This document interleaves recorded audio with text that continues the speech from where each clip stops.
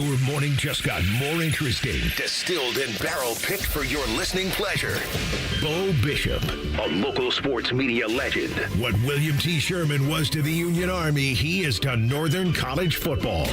A husband, a father, and middling youth sports coach. He's friends with Central Ohio sporting royalty. I'm talking to Ohio State Athletic Director Ross Bjorken. Coach Day walking on with us right now. Good to see you, buddy. Good buddy Austin Ward. My good buddy Tim May, the Tim May Show. The great Doug Lavery's joining us. Hi, everybody. Dom Tiberi here. Oh, Reese came in and he handed me papers. Yeah, and then he said, "You see that button? That's the only button you need to worry about. Don't touch. There's 8,000 buttons in front of me." Oh, I didn't know what he was talking about.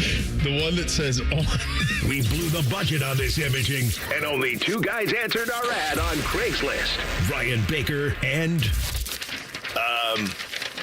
Eric Reeser. Act accordingly. You're now listening to Bishop and Friends. Bishop and Friends is sponsored by Diamond Seller, your true jeweler for over 75 years. All right, let's do it live on a Tuesday edition of the program. Bo and the boys with you for the next three. Uncle Dom going to stop by at 10:30. Brandon Marcelo going to join us at 11:30. He was at Ohio State, Texas over the weekend.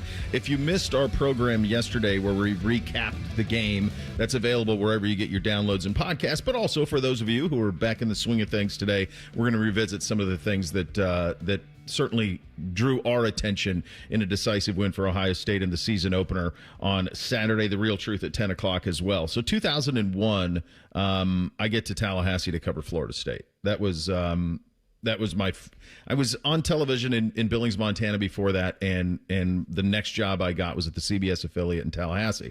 So it was my first experience ever with big-time college football, and they were coming off of a national championship in 99, and they played for it in 2000, lost a close game for Oklahoma. They had played 3 straight national titles. We're in a stretch of 14 straight years where they finished the regular season poll ranked in the top 4 in the country, which will never be beat. Why am I talking about all of this? Well, I'll tell you why. Because when I got there, the one thing that I noticed that was very different from the schools that I covered in Montana was the football program was treated differently. The football program, they didn't technically have their own dorm. There was Burt Reynolds Hall, which was fantastic name for a hall, as you can imagine, the tomfoolery. That was in effect from 1987 to 95. The NCAA said you couldn't have team-specific dorms, so they got rid of it, but it was still there, and most of the football players still lived there. There was certain housing that they lived in. They had their own parking lot. They had their own cafeteria. They were treated different than everybody else on campus. And you say, well, yeah, that's how it is everywhere. Yeah, that is how it is everywhere. And when I got here, it was amped up even more. And the amount of things that were done once Urban and Pantoni and those guys got into the mix was trumped up even more. So this goes back to at least 1987, treating football players different than everybody else. It goes back to the early 2000s at every program in the country, and certainly every program worth a salt in the country for the last 25 years. They've done football differently. They've treated them like pros. So when Bill Belichick got hired, and all we heard was, oh, the 33rd team. North Carolina football is going to be an NFL team in college football. Hey, Bill, Lombardi, it's been going on for 25 years, man. For 25 years, this has been happening, where there is the 33rd NFL team. And guess how many programs around the country do it that way? All of them. And any of them who want to compete for anything have been doing it that way for the better part of 2 decades. You're not going to bring anything new to this at all. All of your ideas of treating them different, their own cafe, their own nutrition, their own, has been done for 2 decades. So when he took the job, we were all skeptical about how it could go. What made us even more skeptical was the way that they talked about how they were going to run it as if it was revolutionary. And it was wild to so many of us who cover college football on a daily basis. How many people who cover primarily the NFL thought that what they were saying was unique or different? It's not. It isn't. Illinois runs their program like an NFL operation. This is not new information. This is how everybody does it. So when you understand that you're signing up for something that you don't understand the rules for, it's reminiscent a little bit of when Urban took the job in Jacksonville. Just was something that he had never been a part of or understood what was coming or what it was all going to be about. And it's not his fault. His nose was in the sand, and he was trying to build the best college football programs in the country, and he did it twice at two different places. And so how would he know? He was singularly focused. How would Belichick know how college football has been over the last 2.5 days? He wouldn't have any idea. He was trying to win Super Bowls. We're on to Cincinnati. So there was a level of just being naive that they just didn't get, and there wasn't anybody around them to explain. And quite honestly, hiring somebody with NFL general manager experience to come be your general manager is nonsensical. They would have been better off hiring one of Pantone's lieutenants. Much better off. And maybe they tried. I don't know. They would have been much better off doing that, because you have to have relationships in college football, and you have to have relationships with high school coaches. You have to do all those things. It may work in the long run for him there. I don't know. I'd bet against it, considering his age and all of the other factors that we're illuminating here and that were on display last night, where his team was just wildly outclassed. I'm dubious to think that this is going to last that long. Here's the other thing. You try to take a hard line with players and you try to coach them hard, they can just leave. They can just leave. It also wasn't lost on me that Bill Belichick's opener at North Carolina was against TCU, and they lost 48-14 last night. Deion Sanders made his debut at Colorado, and they beat TCU 45-42 on the road in Fort Worth. They went and got a win. They backed that up with wins against Nebraska and Colorado State. Like, that's the first three games of the Deion era. Now, they got punched in the mouth against Oregon, punched in the mouth, lose a close one to USC, and the wheels kind of came off because their depth just wasn't there. But what did Deion Sanders say when he took the job at Colorado? What type of luggage was he bringing? I think it was Louis. That's right. He brought his kid, who's a first-round talent quarterback, and he brought Travis Hunter, who's one of the best players in the history of the sport. Those guys aren't walking through the door for Bill. And what happened last night, my hunch is much more to come this year. This is going to be TCU's fine. They're a nice team. The quarterback's a nice player, but they are not lights out in any way, shape, or form. And I think they're going to be a lot more of this. And the learning curve here is going to be ultra steep, and my hunch is they already know it. It looked like a team of guys that just got cobbled together. Yep. Like 6 months ago, they had signups. You could come, you'd show up at the football facilities, and all right, what do you want to play? Quarterback? Okay, great. You're an offensive lineman because you're large, and then we'll see how this football thing goes. It was not lost on me how the first drive of the game, North Carolina looked pretty good. Yeah, they got them. You know, in I don't know if it's an old trick where you just have a depth chart that's blank. But they didn't tell anybody what they were going to do, and they had a great opening drive that TCU didn't look prepared for. Then TCU saw them, and they made adjustments because they're an actual college football program. And I wonder for Sonny Dykes, and I'll wonder the same thing for Tim Albin and Charlotte on Saturday, is if when they see this North Carolina program on the schedule, they have a little bit more juice and be like, you think this is easy to come in and do? All right, we'll show you what a real college football operation looks like, and we'll beat you by 30. Because that's what Sonny Dykes and TCU did last night. Did you guys hear Sonny at half? Like, they were up 20-7 at half. He thought it should have been 35. He's like, and they did. They had a red zone interception. They had the interception that TCU had was a really great play by the UNC defender. Yeah, I mean, it could have been. It's going to get worse for UNC this season. But I do think and Mac Brown actually had alluded to this on the Big Noon Kick when he was on Fox, was that North Carolina, and I think they have a new athletic director, maybe a new president from when he was hired, for when Mac Brown was hired his second time, this is as much all in as a football program has ever been at North Carolina. So I did not watch the beginning of this game last night, so I did not see the first drive for North Carolina, but I feel like last night was just a microcosm of everything that is wrong, like in our society and in the sports world today. Because I'm paying attention to Twitter, and all I'm seeing is, oh, my God, this is the best offensive drive I've ever seen. North Carolina's going to be great. Yeah. Chapel Bill, it's going to work. And that's all you heard on Twitter was like, oh, this is amazing. This is everything. And then all of a sudden, everybody's like, yep, told you, this wouldn't work. Bill, over his head, not too old, games passed him by, college football, never done anything without Brady. And it's why yesterday we come in here and we say, hold on a second on Arch Manning. We don't know if he's really good or not. But that was more about Ohio State than it was about Arch Manning. You know, are there bad things going on at Alabama right now? And we'll talk about them a little later. Sure, it doesn't look right. Kalen DeBoer, every full season he's ever coached, has had at least 9 wins. Like, this dude didn't forget how to coach football. No. And we just have these instantaneous reactions to things where we overreact big time, especially to a first week of college football. Bo, we talked about this. This was going to be hard for Belichick. Yeah. He hadn't been around college football in a long time. College football has changed a lot. He's also older. 77 new players on this North Carolina roster. That is very, very hard to do. And listen, you talked about Deion. He struggled mightily his first year, and he brought Travis and Shedeur. And so make all the jokes about Shedeur you want. Say he's no good. First-round talent. Say he's no good, whatever. Physically, he has all the tools. Are there other things that aren't there? Maybe so. But Deion brought those guys with him. Deion had been coaching in college football, and he brought more guys that already knew his system with him to Colorado. This was going to be tough for Bill Belichick. We all knew it, and we saw it last night.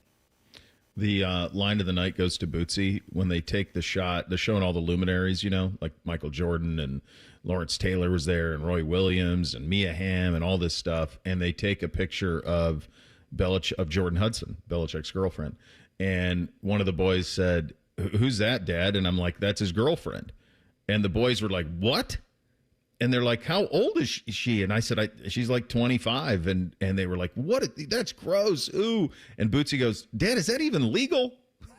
I go, "Yeah, they're consenting, buddy. 73 and 25. That's consenting." Is that even legal? That was a great line out of Bootsy. The other thing that blew my mind was when Belichick said in the talk with Reese Davis before, he said, it's going to take 3 or 4 games before we know if we're good. You're in trouble then. You're in big trouble if you think it's going to take 3 or 4. He's 73. I'll say this about North Carolina. If you were to say, other than the ones that are obvious, like Texas A&M, which kind of has everything, and it's really strange that they've never won more at Texas A&M. North Carolina, there is a reason that they are the apple of the eye of the Big Ten and the SEC. You go to that campus, you see the facilities, you see the proximity to talent, you see those colors, the brand, all of it, and you go, why have they not been good at football? Why have they not been good? There's no reason for them not to be. They have everything. They are a sleeping giant in many ways. Now, football's second to basketball, I get it.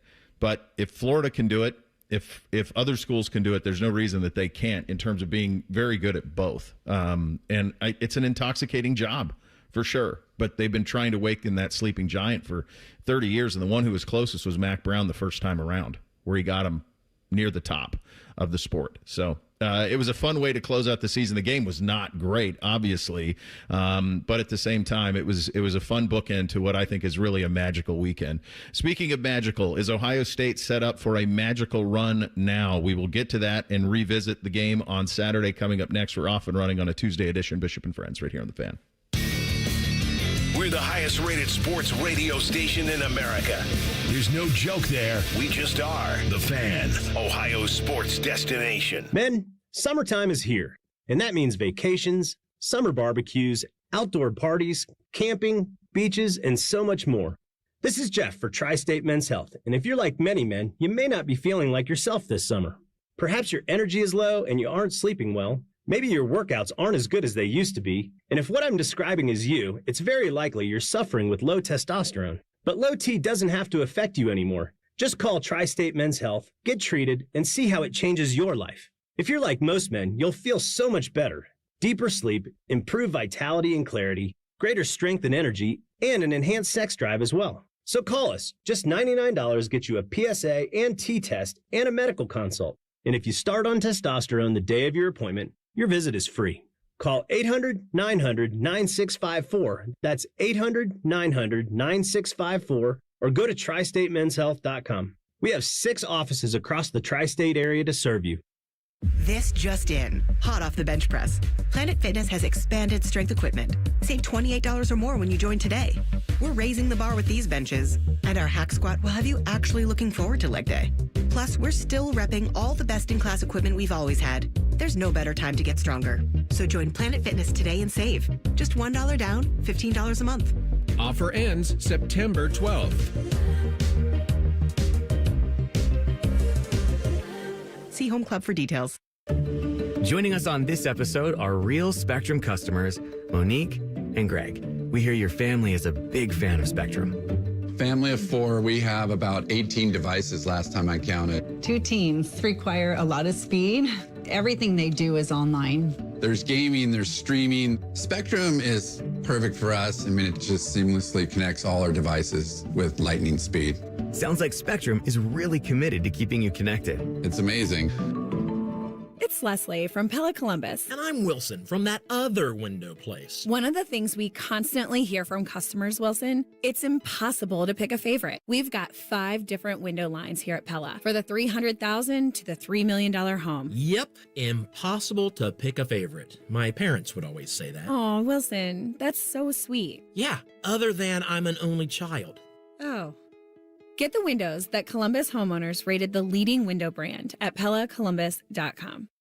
Coffee, iced cap, refreshers. Tim Hortons has all your favorite beverages. And now you can get your favorite bite for less. When you buy any size beverage, add a baked daily donut for $1, a tasty bagel for $2, or a freshly cracked hot breakfast sandwich for just $3. So next time you order your favorite Tim's beverage, add something that satisfies your cravings and your wallet. The $1, $2, $3 menu. Only at your neighborhood Tim Hortons. At participating U.S. restaurants. Must ask for offer in restaurant. Tax extra exclusions and terms apply. Friday night can only mean one thing. The Capital Ford High School Football Game of the Week. This week, Olentangy Liberty at Gahanna. Live coverage starts at 6:30 with a kick at 7. Your home of Friday Night Lights. The Fan. At the Ohio Lottery, we make Keno fun. Your way. That means you pick your wager. Will it be $1, $2, a crisp $20? Your call. Like picking your own numbers? Use any inspiration you like. Birthdays, jersey numbers, you name it. And if you don't feel like choosing, there's the Super Quick Auto Pick. With regular promotions that'll get you more bang for your Keno buck, multiple ways to win, prizes galore, and live draws every few minutes, anytime is the right time to get in on the Keno action. Keno is always fun, your way. Lottery players are subject to Ohio laws and commission regulations. Play responsibly.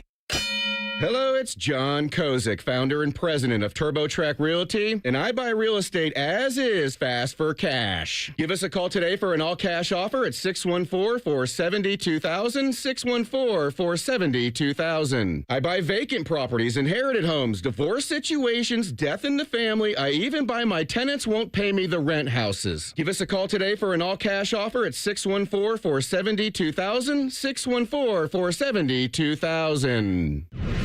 Fan weather.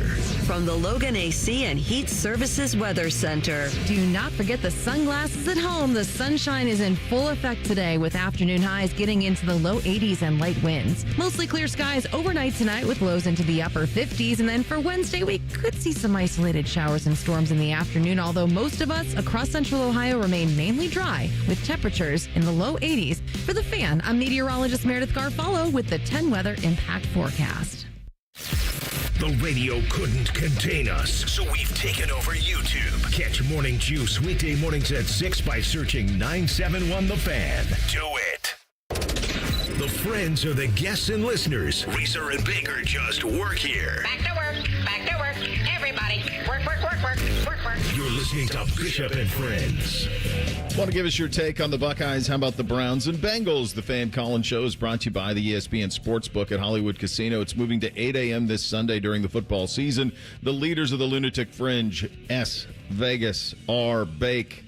They want to hear from you each week. The Fan Collins Show moves to 8 a.m. this Sunday on The Fan. That's another early day for you, Bake. They're all early days, Bo. They're all, at this point in life, they're all early days. So this time of year, they're all early days. You want to know life? Here's a life comes at you pretty fast if you're Bill Belichick in North Carolina. Carolina football on August 24th put out a tweet that said, excited to showcase our program this fall on Hulu. More information to come.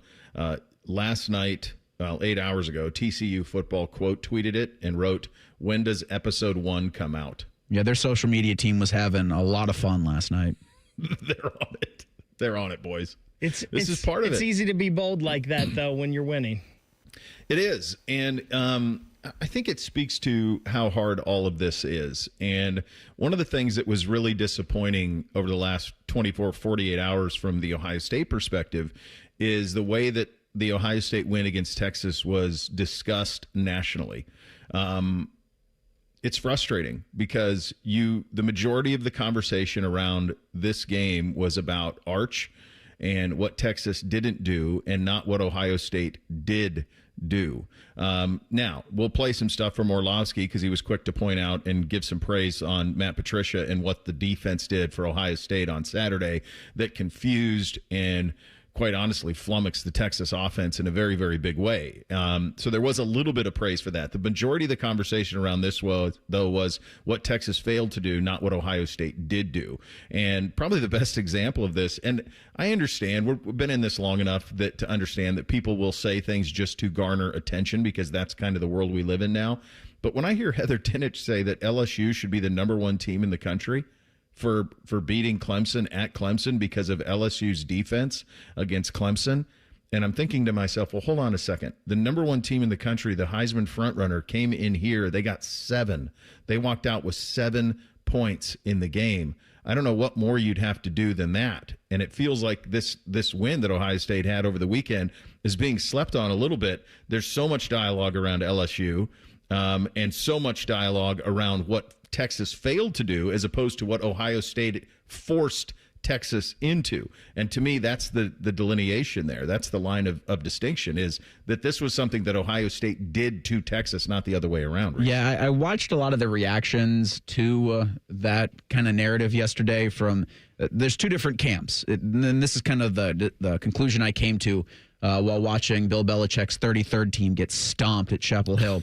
Was that there's the camp that is knowers of ball that looked like Orlovsky does, and like you'll hear from him coming up in about 20 minutes, that what Ohio State did right. And then there's talkers with heads and mouths that are doing how do we continue this discussion in a sexy way? Because talking about what Matt Patricia did defensively with Arvell Reese is not the sexiest thing to do when you're having a general college football discussion.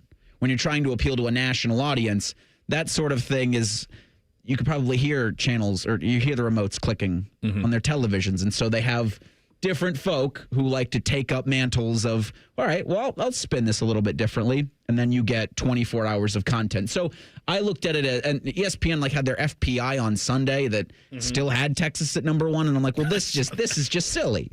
We're just being silly so that you could continue to talk about it and for ESPN, it's like, boy, the NFL season can't get here soon enough.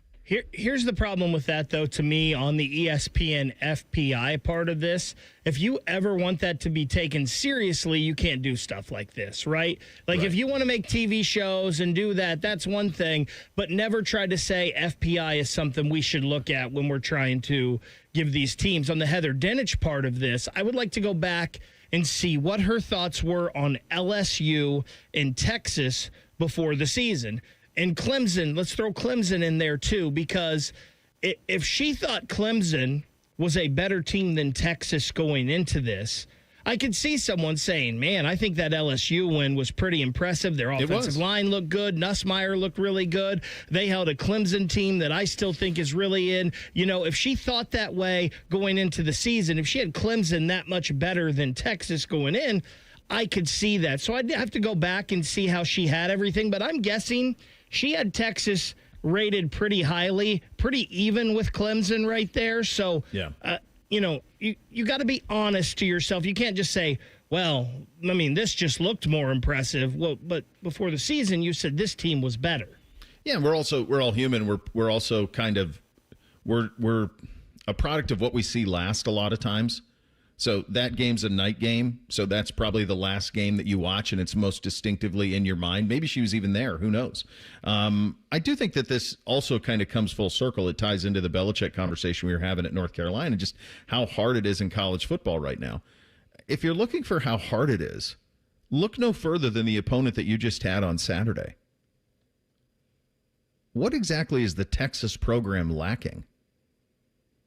It has everything that you would want. It has the brand, it has the city, it has the proximity to talent, it's got the money, it's got everything. They haven't won a national title since 2005. They've knocked on the door the last couple of years, got to the semifinal 2 years in a row, but haven't burst through, haven't played for a national title since Colt McCoy was the quarterback. I mean, Colt McCoy's had an entire NFL career, and he got hurt in the first drive against Alabama that year. Maybe they would have won that one. Who knows? He didn't. They got hurt, went to Garrett Gilbert. The rest is history. But think about how hard it is for them. You like little Garrett Gilbert? You didn't have that on your bingo card on a Tuesday. There. No, I've didn't never have that had, on your Tuesday. I've never had Garrett Gilbert on my bingo card. There you go. This is what I do. But no, like that's how hard it is. I mean, would anyone have ever thought that Will Muschamp, at the time he was hired, when he was the coach in waiting at Texas, he ends up getting the job at Florida. He's coach in waiting at Texas. He falls on his face at Florida. Then they go to Charlie Strong. That doesn't work. Then Tom Herman, who played it perfectly. He took the Houston job, which was set up after Sumlin. He took that job, won right away, parlayed that into, I can choose between LSU and Texas, takes Texas, falls on his face for a billion reasons. They finally get Sark after his career rehabilitation, and he's been knocking on the door. Go read the stuff that was written about Texas after the loss to Ohio State. Like, if it's possible for Texas to be like the tiniest little brother, they are here. And the people who write about that program say Sark can't get it done in the red zone, Sark's game plans, don't do this, don't put Sark and Archer in a pretzel, all this stuff. It's Texas. This is how hard it is. It's how hard it is to maintain this type of stuff. It's how hard it is to build this type of stuff. It's how hard it is to, once you build it, to bust through the door. I mean, this is tough sledding, man, trying to get sustained runs. We're very fortunate to have it the way that we have it. So when I think about what happened over the weekend, and I think about what Mike Norvell was able to do, and to get up the mat, I think about how Kalen DeBoer started in about an inauspicious way as you can in year two. I mean, that was set up. Look at the talent at Bama. Now he's 0-1, coaching for his life the rest of the way. Awkward press conferences, all of it. This is tough, man. Except here. Here we just keep on keeping on. And it was dramatic. It was everything that you'd want it to be. You'll hear from some of the players from a very big win against the number one team in the country. And when the poll comes out today, you're going to be the new number one team in the country. We're going to hear from the players coming up next in 2 minutes. Bishop and Friends right here on The Fan. Care Heating and Cooling. Honest technicians, honest pricing. Call 1-800-COOLING. Scotty Vegas here. Smartest bet of the season? Bet on yourself. I needed a weight loss plan that fit into real life. Tailgates, road trips, kids' nights, and still lets you eat. Week 1 with Awaken 180, I was down 6. By the end, 45 pounds gone. That's with wings, chili, meatballs, sausages, all the good stuff. It's the Tailgate transformation. Structure, coaching, and food that tastes like a win. Make the smart play. Start your Tailgate transformation at Awaken180weightloss.com. With rates lower than the national average, plus special rates on balance transfers, a BMI Federal Credit Union Visa Platinum or Visa with Rewards credit card would be the perfect card for your wallet. Visit bmifcu.org/visa for more details and to apply today. For years, you've been hearing us talk about the Newman Roofing difference, delivering nothing short of an excellent customer experience each and every single time, from the first phone call to the end of your project. But don't take our word for it. Take a listen to our friend John and his Newman Roofing experience. Well, the first thing that drew me to Newman Roofing is the extraordinary Google score of 5.0. That was the first indication to me that this was going to be a good experience. Overall, the experience with Newman Roofing was wonderful. When I came home, the job was completely finished. The crew had cleaned up and left. I wouldn't have known that they were there. What star rating would you give Newman Roofing on Google? I would, without hesitation, award Newman Roofing a 5-star rating on Google. Any advice for those looking for a new roof, John? Once you have contact with Newman Roofing, you'll understand why everybody's giving them a 5-point rating. Do what John did and schedule your free roof or siding consultation with Newman Roofing. Call 614-NEW-ROOF or visit online today at newmanroofing.com. Don't just get a new roof, get a Newman roof. Bishop and Friends is sponsored by Diamond Seller, your true jeweler for over 75 years. The Fan, Ohio sports destination. What's up? What's up, man? What's up with you? Sponsored by Newman Roofing. For all your roofing, gutter, or siding needs, call Newman Roofing today at 614-NEW-ROOF or visit online at newmanroofing.com. All right, here's what's up on a Tuesday edition of the program. Spent a lot of time yesterday, really the whole show yesterday, breaking down kind of everything that happened in the game. As you get more and more separated from the victory over Texas, the thing that makes me feel quite confident about where this team is going is not just the result. That obviously speaks for itself. But the idea that you beat Texas kind of with one hand tied behind your back. This was not what this team is going to be offensively in any way, shape, or form, and it didn't need to be. It didn't need to be any more than this. All that mattered, and Ryan told you this all last week, is get the win. Get the win, get the win, get the win. And the way that his defense was playing, he didn't need much from his offense other than to play clean, which, by the way, he told you about all last week. Play clean, play clean, play clean. And when you hear him post-game saying, I think Julian could have handled a lot more, that is a harbinger of things to come in a very, very good way. That's a very, very good way, because he saw what we all saw, that number 10 is more than fine with all of this, and that this offense is only going to get better and better. You're not going to have another game where Max Clare and Jeremiah Smith drop a combined 3 passes.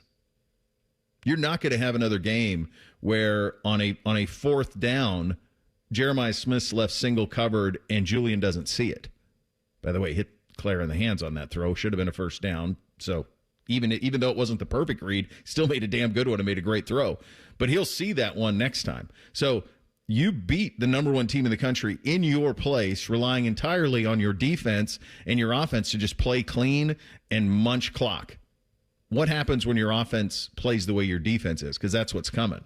And that's what ought to give you a great deal of confidence in this season as we go along. Let's hear from some of the guys who participate. Let's start with Carnell Tate and what a win means for the team. It only propels us. Each week we got to become ready to play each and every week, take each week by week, and continue to propel. Well, you can sit this week out, Carnell. You're all right. You can be all right. I do wonder, I think he'll play, and he should, but Kenyatta Jackson, got his bell rung, and they had to take his helmet from him late in the third quarter. He didn't go back into the game. Sonny Styles, I think, made an appearance in the medical tent. You do want to get these guys more reps, but you've also got to understand that there are 16 more games that you must play to re-summit college football's mountaintop. Yeah. And I think that's a little different this week. If you've got a guy that's a little banged up or dealing with something, yeah, you definitely don't play them. I still think you do want to have all these guys play a little bit of football to stay in rhythm, though, and just keep building that chemistry, right? And you have to for your quarterback. Yeah, my hunch is what you're going to get is you're going to spin it all over the place in the first half, and you're going to get that pass game humming, and then you're going to put it in the garage in the second half. And then everybody else can play. And this is a game this weekend is going to be a game for Lincoln Keenholz. It's going to be a game for Tavian St. Clair. Remember, he can play up to 4 and still redshirt. And so my hunch is that's what you get, is you get one full, really, I'm sure what Ryan would want is they'll judge the half based on, a lot of coaches want, if you defer and you go into the locker room, a lot of coaches want your starters to get the first drive out of half where you make the adjustments and you go right down the field. A lot of coaches want that first drive out of half. So if they defer and they get the ball to start the second half against Grambling on Saturday, my hunch is they'll keep those ones in to get a bing, bing, bing, go score, touchdown, and then shut it down. If they receive the ball to start the game, then that last drive before half could be it. There's no scenario where this is close. Just when you do that, let these second stringers play. Let them play the full complement of the offense, right? Don't just hand the ball off, let them go up the middle. We've got to see what they got. You're new here, Bake, but this I know. This is a common complaint of Reese and I over the last 3 or 4 years, which is you don't. I'm with you. We're with you. I think that they need to. I think it's a balancing act for a coach, though, too. If you're up a bunch and you don't want to hang 77 on Grambling, probably is not what you're hoping to do. So there's a little bit of give and take with all of that. But I think Lincoln needs to run the full complement, and maybe not Tavian. Maybe he doesn't need to, because if it got to that point, that's well into the depth chart at this point. But big picture, that to me is the biggest takeaway. You beat the number 1 team in the country in your barn by just playing clean and playing ultra conservatively and playing elite defensive football. And you kind of showed the world just a little taste about what you're capable of. because this defense is, like I kept saying yesterday, like 8 new starters, guys. This is only going to get better. And there are guys that we've been hearing about a long time. For example, Jermaine Matthews, Bake. I know you've been a long time wanting to see this guy play. Well, he did, and he was great. Here's Jermaine getting his first start. I think it's just everything I've been working for these last 2 years, man. I think it's just all the world get to see it now. I think my teammates and my peers all knew what I could do, and it's just all about just putting it on the field and just showing the world. It's one of the things we touched on last week in the lead up to the game. There were a great number of players who have been more than ready for this spotlight, but had to wait because guys came back. And so a lot of people certainly thought JT, Jack, Denzel, a lot of those guys felt like they were going to go pro after their junior seasons. They didn't. They all came back. And so all of these guys had to wait and kind of patiently wait their turn. And to me, what it felt like was guys who were, it was like the doors swung open to the cages and away we go. But they're chomping at the bit to play, and they finally got a chance to. And they delivered in a very, very big way. And my hunch is that's only going to continue. This is what you saw on Saturday in a win against Texas is just a sliver of what this thing is going to be by the time you get to November. And honestly, the way the schedule sets up, it's pretty sweet to have a game like that. 2 games to kind of work and fine-tune with Grambling, and Ohio will be a step up, a big step up from Grambling. So you get 2 games where you kind of get to fine-tune, get a little bigger, challenges a little better, break, get the bye week, and then you go to Washington, which outside of the game in Ann Arbor is going to be the most hostile environment you're going to play in, is going to be the one out in Seattle, especially if Seattle and that UW team gets there undefeated. And my hunch is that they probably will. If they get to that game undefeated, and you're talking ranked versus ranked, and you're talking about the number 1 team in the country coming into Seattle in one of the great settings in all of college football, that place is loud. The way that it's built, it's got kind of a ceiling over the stands, and it keeps the crowd in, even though it's open air on the one end. You can see out to the water there. That place is going to be incredibly difficult to play in. So it's kind of sets up very nicely for this team in that you have this massive test, then you can kind of tear it all down, build it back up, and then another massive road test that's going to be a attention getter at the end of the month. I mean, we talked last week about on August 30th and then September 30th how much different this team is going to be. Like, I'm very interested to see how this defense evolves between August 30th and the September 27th game against Washington. But the offense, is this going to be a thing where you go into Seattle thinking, grind them down similarly to how you did Texas, or open it up? Like, let's unleash this football Ferrari on the Big Ten, and you kind of see the full. It's like when the Rebel Alliance came to the Death Star, and then all of a sudden the Death Star is firing. They go, that battle station's armed and fully operational, because Grambling and Ohio aren't going to give you, or at least you're not going to show what you can fully do because you're not going to have to.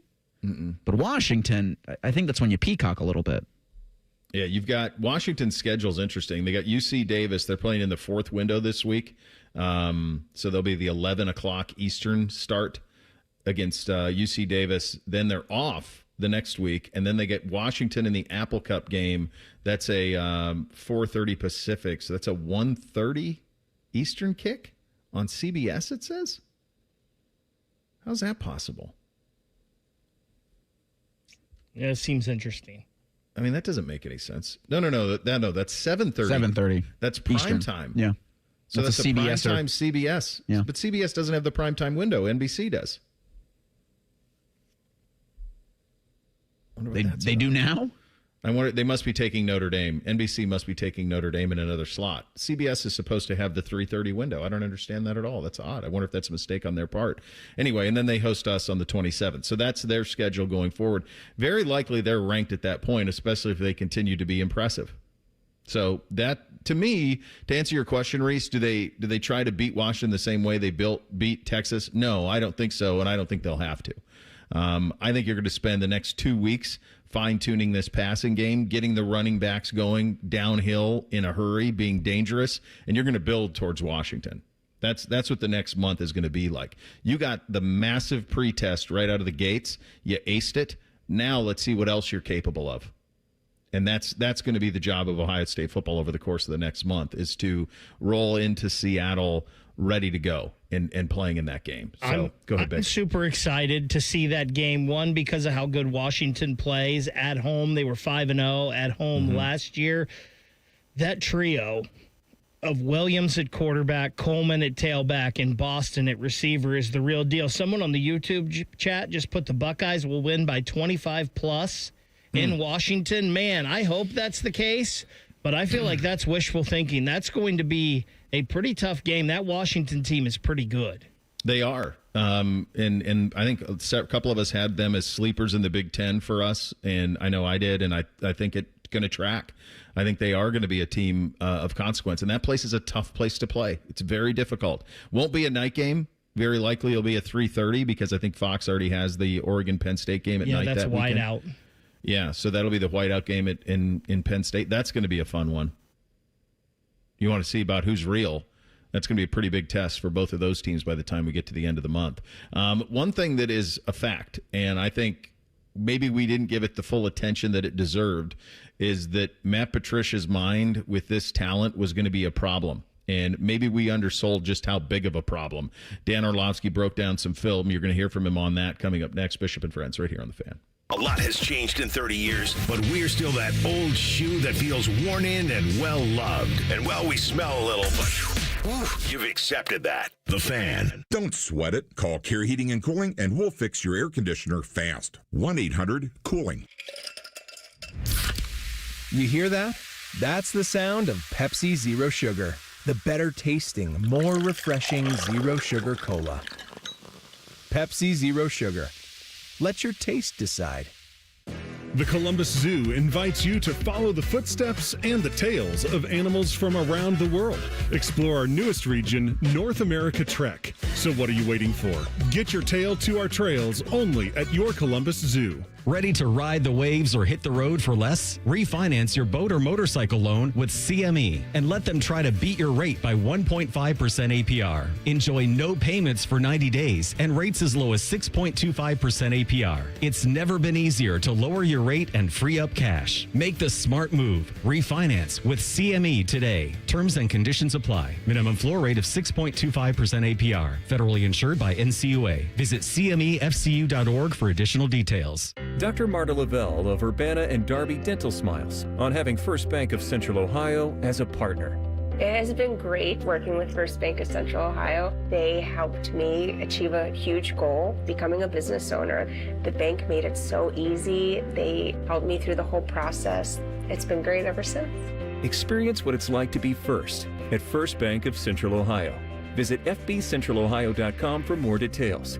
Member FDIC, an equal housing lender. The summer event is still on at Germain Honda of Dublin, and the deals are hot. Lease the rugged 25 Honda Ridgeline Sport for just $339 a month, or finance with an unbeatable 0.99% APR. Or drive home in the new 25 Honda Prologue EX. Lease it now for only $149 a month, or 0% APR, plus no payments for 90 days. Get the deal you deserve at Germain Honda of Dublin on Sawmill Road, just south of 270. See dealer for full details. Is there anything better than a college football Saturday? Not if you're at the ESPN Bet Sportsbook at Hollywood Casino Columbus. Join the Fan for watch parties for the games this season. Oh, you got to check out the display case of amazing autographed prizes you can win. It's beautiful. 2 massive TV walls to watch the national champs. Watch and place wagers with over 30 kiosks, contests, prizes, and live shows. Must be 21 or older to enter. Gambling problem? Call 1-800-GAMBLER.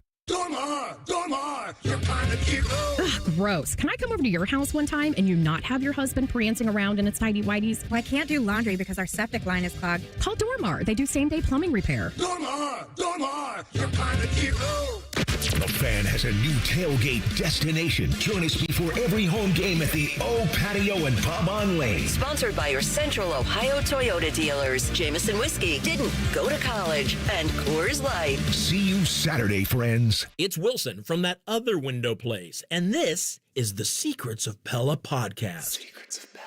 Where we try to expose Pella Windows secrets. Okay, Leslie from Pella, these magical disappearing screens you speak of, what exactly is Pella hiding? Well, hiding the screens is the whole point. All right, cut. The screen just disappears? There's no magic involved? Okay. Get the windows that Columbus homeowners rated the leading window brand at PellaColumbus.com. Lanny went to college and racked up huge debt. A little bit over $100,000.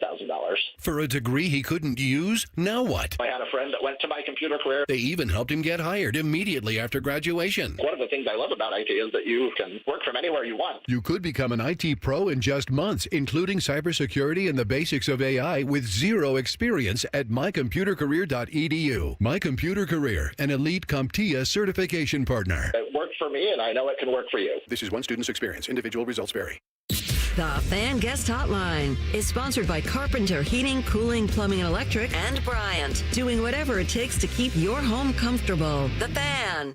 The final season of Yellowstone might just be Bo's dad live on YouTube. What's the difference anyway? This is Bishop and Friends.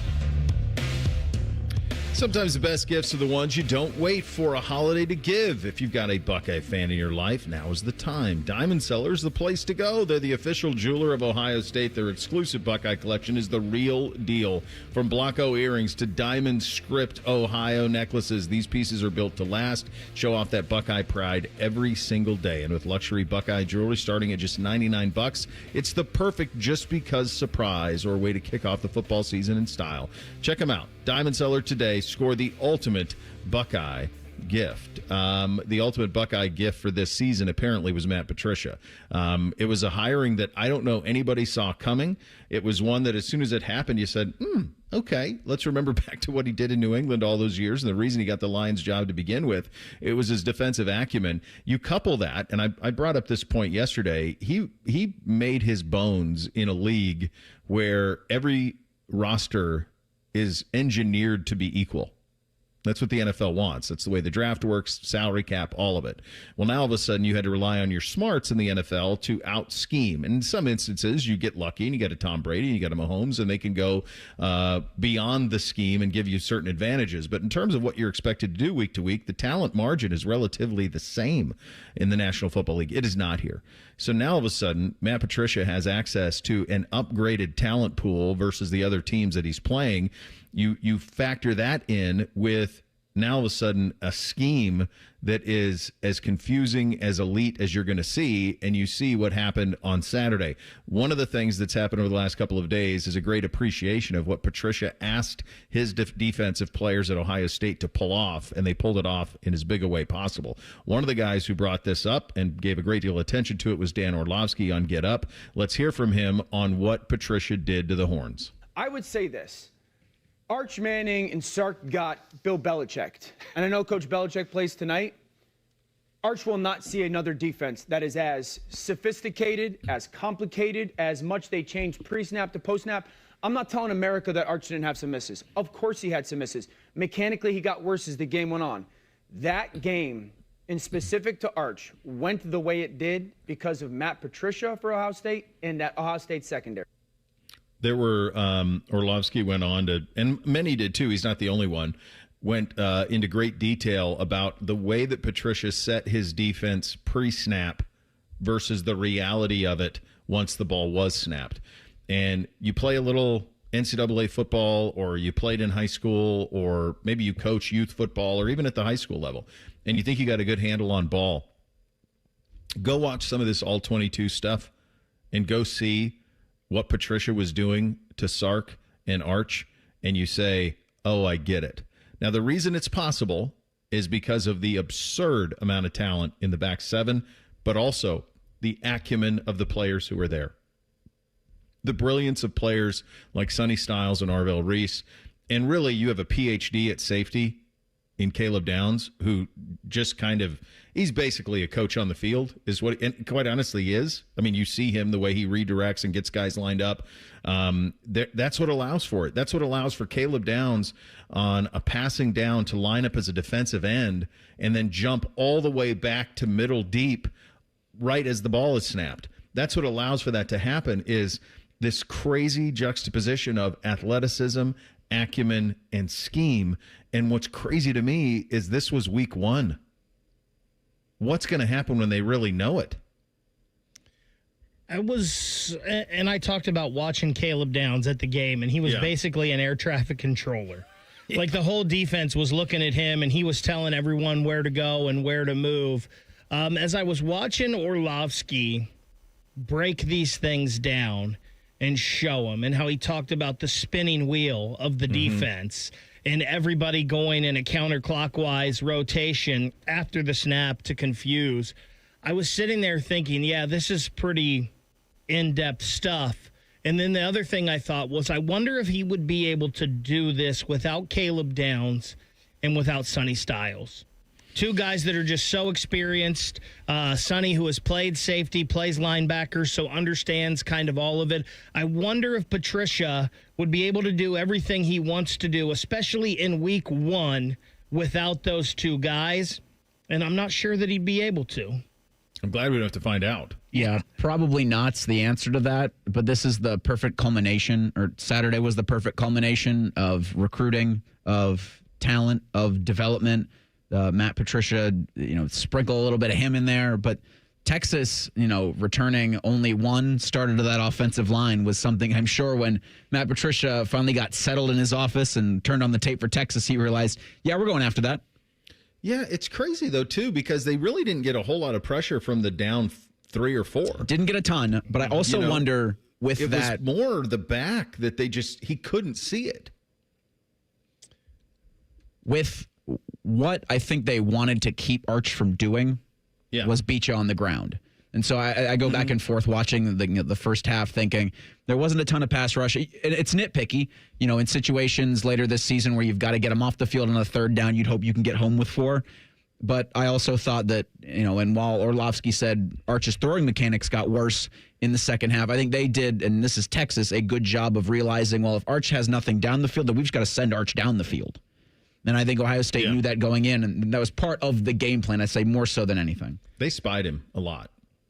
I think the other thing that helps with this too, right, Bo, is having James in that linebacker room and having Tim Walton in that secondary room, two guys that not only, Tim Walton at least has coaching experience in the NFL, but two guys that played in the NFL and played at a pretty high level, right? Yeah. They both played at a pretty high level, so they understand this stuff too. So if you're a linebacker and you're Arvell Reese and you're like, well, wait a second, I'm not really sure what I'm doing here, James has done it, and he can tell him exactly what he needs to do and explain it to him in a way that he can understand. Well, and Reese, you remember threes when he would talk about like the stuff that like Spagnuolo would ask him to do and how big that playbook was. So it feels like that Patricia has mastered kind of one game in, long way to go, not going to crown him yet, but it feels like he's mastered kind of, hey, let's be complicated but simple, because I didn't see anybody thinking on defense in scarlet and gray. I just saw him playing, and I just saw him hitting people in the mouth a lot. And I think that was so important, especially with what you had last season, to let your guys think less, react, and play more. Because the less they think, the faster they play. And that was an Ohio State team that played fast all over the field. And I wonder. Go ahead. I'm sorry. Well, I was just going to say, with what you can now do because of that win is build. If you have a loss, then you might, want to retool or rethink.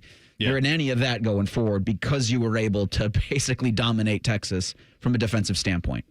And I do wonder if there is, you think of that last play from Texas and who got home, and it was C.J. Hicks. Like, you just wonder if if there's more to him in the tank as a mano-a-mano pass rush getter. Like, if he can do that, because that might be where that comes from. Well, when he was in on every passing down, right? He was one of those 3 defensive ends that were in there. Bo, we were talking about Orlovsky, and we played a little bit of that. If anybody wants to get smarter on what Ohio State is doing, and I think 11 Warriors posted it, go watch the video of Orlovsky on Get Up yesterday, breaking down exactly what Ohio State's defense was doing, and that will kind of help you understand maybe why Arch Manning had such a bad game. Yeah, for sure. Yeah, and then you try doing it. And you try to read it. I mean, Sark and Arch are pretty smart, pretty prepared, and they were in a pretzel on Saturday. Second hour of the program up next. Uncle Dom going to drop by at 10:30. We kick it off with the real truth. Was a Heisman Trophy winner on the field Saturday at the Shoe. among the topics of conversation. Bishop and Friends right here on The Fan. If you haven't thought about Buckeye football today, I'm sorry to tell you that you're dead. Our condolences. Your home of the Buckeyes, The Fan. You ever feel like your money is just lying around? Switch to Huntington Bank, and your money is always doing something. Like what? Like automatically pushing more to savings so you can take that trip. I like trips. Who doesn't? It even tracks your progress. You're almost there. Well, I better pack. And it charts your spending so you know which vacation hat you can afford. How does it know I like hats? Let's get more from money. Switch to Huntington Bank. Welcome. Eligibility requirements apply. Some features may require enrollment. Ever wonder where your go-to maintenance person gets the metal products they need to fix yours and everyone else's problems? The best in the business go to Metal Supermarkets for their wide variety of metal products and shapes to tackle projects from simple to complex. Metal Supermarkets is your source for all metals cut to size and ready fast. No minimum order with maximum service. Visit the family-owned franchise on North Wilson Road or at Columbus at metalsupermarkets.com. Welcome to Tire Discounters. Oh, hiya, Phantom. Mike, I think I saw a fox on my way in. Oh, that was the Carfax Carfox. He was congratulating us on our Carfax Top-Rated Service Center Award. I have always rated Tire Discounters at the very top. Oh, thanks. So does Carfax. And not just for tires, but for all our services, too. Alignment, brakes, shocks, and struts, and more. Yes, sir. But, Mike, do you think people believe Carfax over me? Well, you are the Phantom tire buyer. Exactly.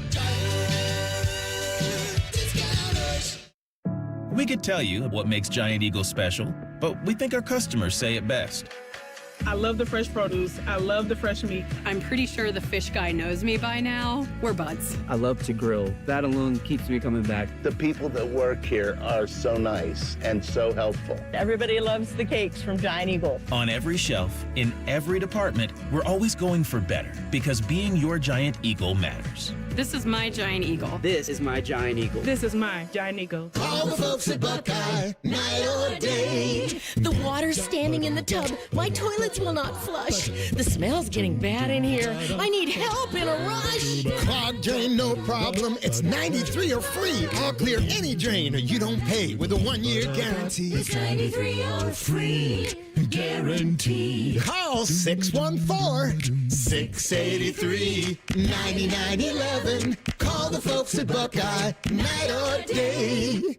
Hey, Buckeye fans. As the official wing sponsor of Ohio State Athletics, Roosters is kicking off an incredible giveaway you won't want to miss. This football season, we're giving away 12 ultimate Buckeye experiences. 3 drawings, 12 winners with prizes including tickets, sideline passes, and 3 trips to a Buckeye first-round postseason game. Go to roosterswings.com to register and see all the details. 3 drawings, 12 amazing prizes. Register today and every day. Roosters, a fun, casual joint.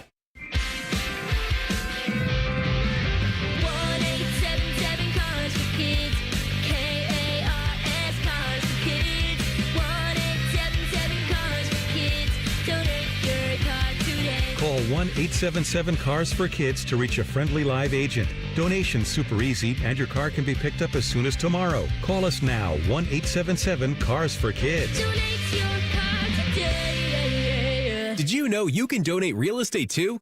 Scotty Vegas here. Smartest bet of the season? Bet on yourself. I needed a weight loss plan that fit into real life. Tailgates, road trips, kids' nights, and still lets you eat. Week 1 with Awaken 180, I was down 6. By the end, 45 pounds gone. That's with wings, chili, meatballs, sausages, all the good stuff. It's the tailgate transformation. Structure, coaching, and food that tastes like a win. Make the smart play. Start your tailgate transformation at awaken180weightloss.com. Our clients deserve for us to care, and they deserve to feel serviced. They have questions, and they deserve answers. We're counselors first because I'm not selling them anything. I'm trying to teach clients how to protect themselves. At Curtis & Associates, we're personal injury attorneys. We've helped and continue to help hundreds and hundreds of clients every year. That's important to us. If you've been injured in an accident and it's not your fault, call now. 614-GOT-HURT. That's 614-GOT-HURT. Curtis & Associates.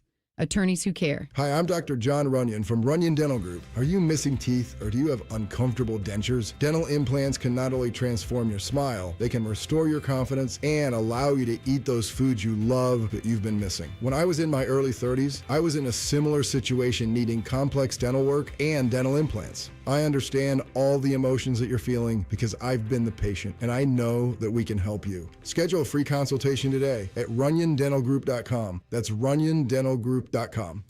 Broadcasting from the Lindsay Honda Studios. Honda makes the cars. Lindsay makes the difference. Visit lindsayhonda.com. WBNS-FM, HD1 Columbus. Good morning. I'm Eric Reeser. For the first time ever, Ohio State will host Grambling State in a football game at Ohio Stadium. Buckeyes and Tigers go Saturday at 3:30. We'll have live fan pregame coverage Saturday morning at 10 o'clock. Ohio State's Ryan Day will meet with the media today at noon. We'll carry those comments live on the Fan when he hits the podium. Coach Day will also join Skip Mossick, Paul Keels, and Jim Lachey tonight on Buckeye Roundtable. Ohio State's head coach will jump on around 6:35. Also at noon Tuesday, Week 2 of the AP Top 25 will be released. 4 of the top 10 teams lost in Week 1. As I'm sure you know now, Ohio State beat top-ranked Texas. The Buckeyes could find themselves at the top of the poll when it comes out about 2 hours from now. This update sponsored by Dr. Mark Levy. If you're snoring and not sleeping, call Dr. Mark Levy's office at 1-800-MORE-SLEEP.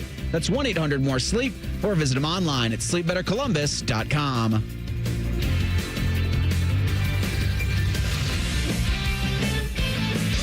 Distilled sports discussion served in light beer quantities. You're listening to Bishop and Friends. All right, Uncle Dommy coming up at 10:30. Time for the real truth right now. Hit it, fellas. Bishop and Friends present The Real Truth. Sponsored by Diamond Cellar. Over 76 years of experience and guaranteed lowest prices on Sawmill Road or diamondcellar.com.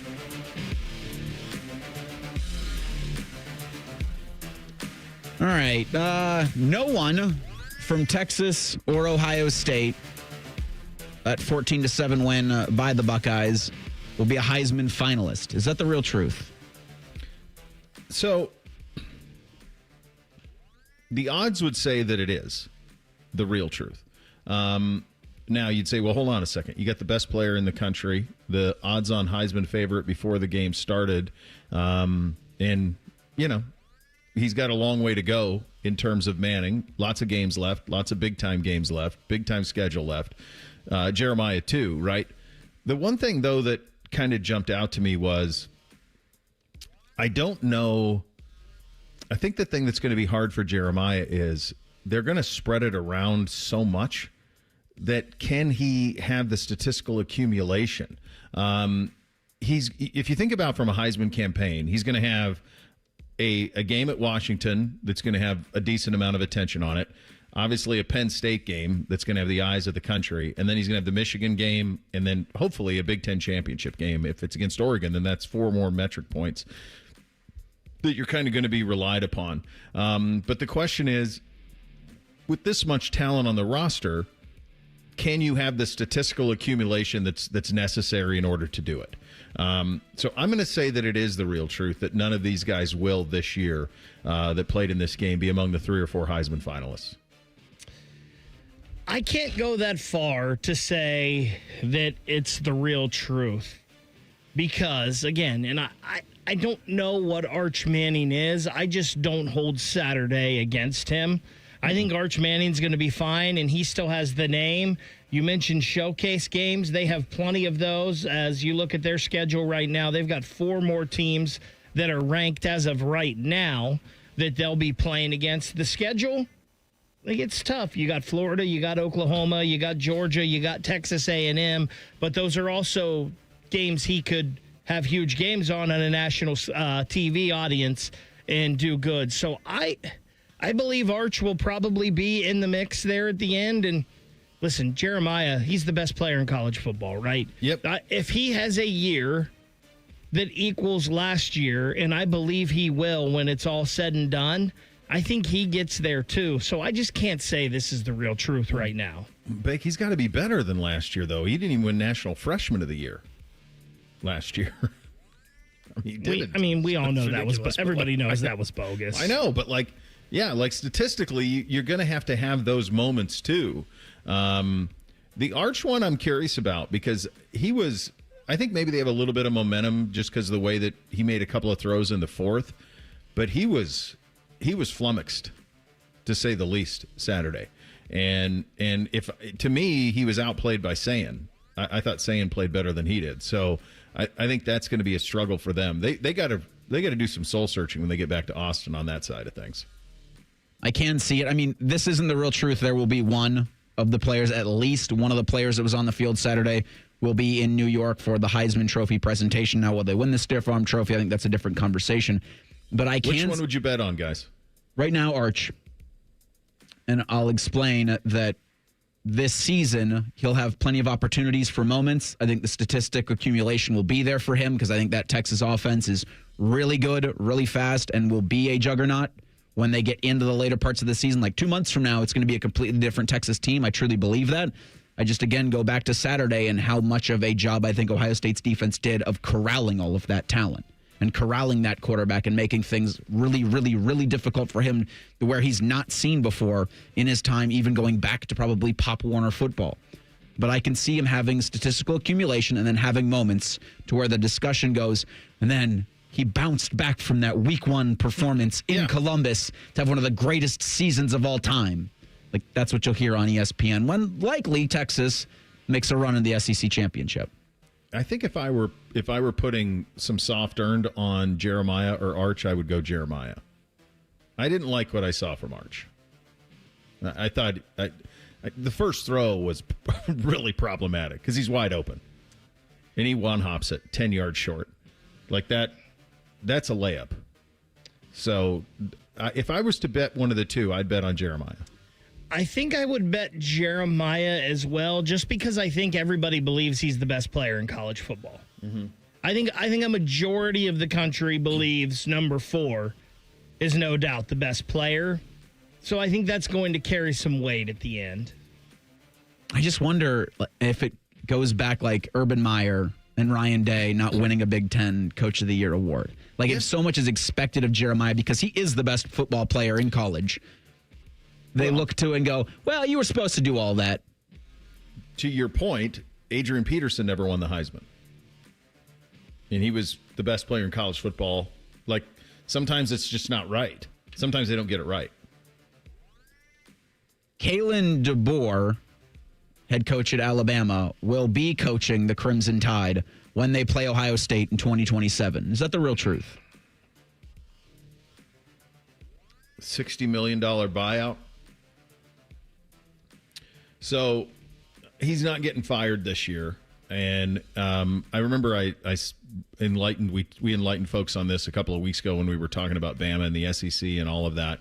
He's got one more trump card up his sleeve, and that's Keelan Russell, the number 1 dual threat quarterback in the country from last year. That kid is viewed on the same level as like Tavian St. Clair, Bryce Underwood, like he's in that grouping. So what DeBoer can do is, and what his group can sell to the Alabama contingent is 2 things. Number 1, you can't afford the buyout to fire me, and that part's real. That part is very real because you're paying for everything else. You're paying for the roster and facilities and all these things, and you can't scratch out a check for that buyout at Alabama. They don't have the oil money there. Go back to Saban complaining about that years ago. So that part that's one part of it. And then the other thing DeBoer can play is, let me get my quarterback in. Ty Simpson's not my quarterback. He was Nick Saban's quarterback. And quite honestly, Saban thought, it tells you what Saban thought about him. He wasn't even Saban's. No, it tells you what Saban thought about him, that he went and got Julian. So that tells you that part of it. So he's stuck with Milroe and Ty Simpson. Let me get my guy in there, and we'll see how this goes. So he's got that card left that he can play up his sleeve. And my hunch is he plays it this season at some point because I think they're going to lose more. What I saw on Saturday from Alabama was a soft, undisciplined team. And that's not what Alabama is, and that's not what DeBoer's teams were at Washington either. Remember, they bullied Dan Lanning at Oregon, at Washington. So it's not like he forgot how to coach. To answer the question, do I think he'll be there? Yeah, I'm going to take the odds that he is. I think that the combination of money and Russell and their organization, that they'll be fine, and he'll be here when we play them in 2027. This is this is Kalen DeBoer's record as a head coach. At Sioux Falls, he was 11-2, 14-0, 13-1, 14-0, 15-0. He gets to Fresno State his first year as the COVID year. They went 3-3. The next year, he's 9-3. Then he goes to Washington. He's 11-2, 14-1. Last year at Alabama, 9-4, and obviously he's 0-1 right now.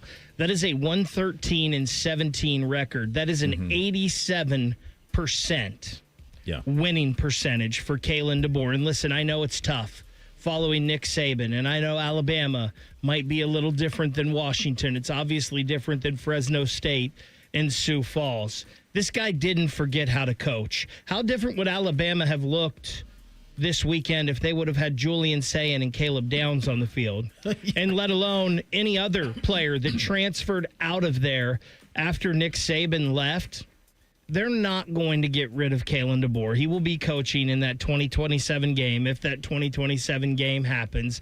This dude is a good coach. Now, I don't know if it's going to work out in the long run at Alabama, but this guy can coach. He has a track record of it.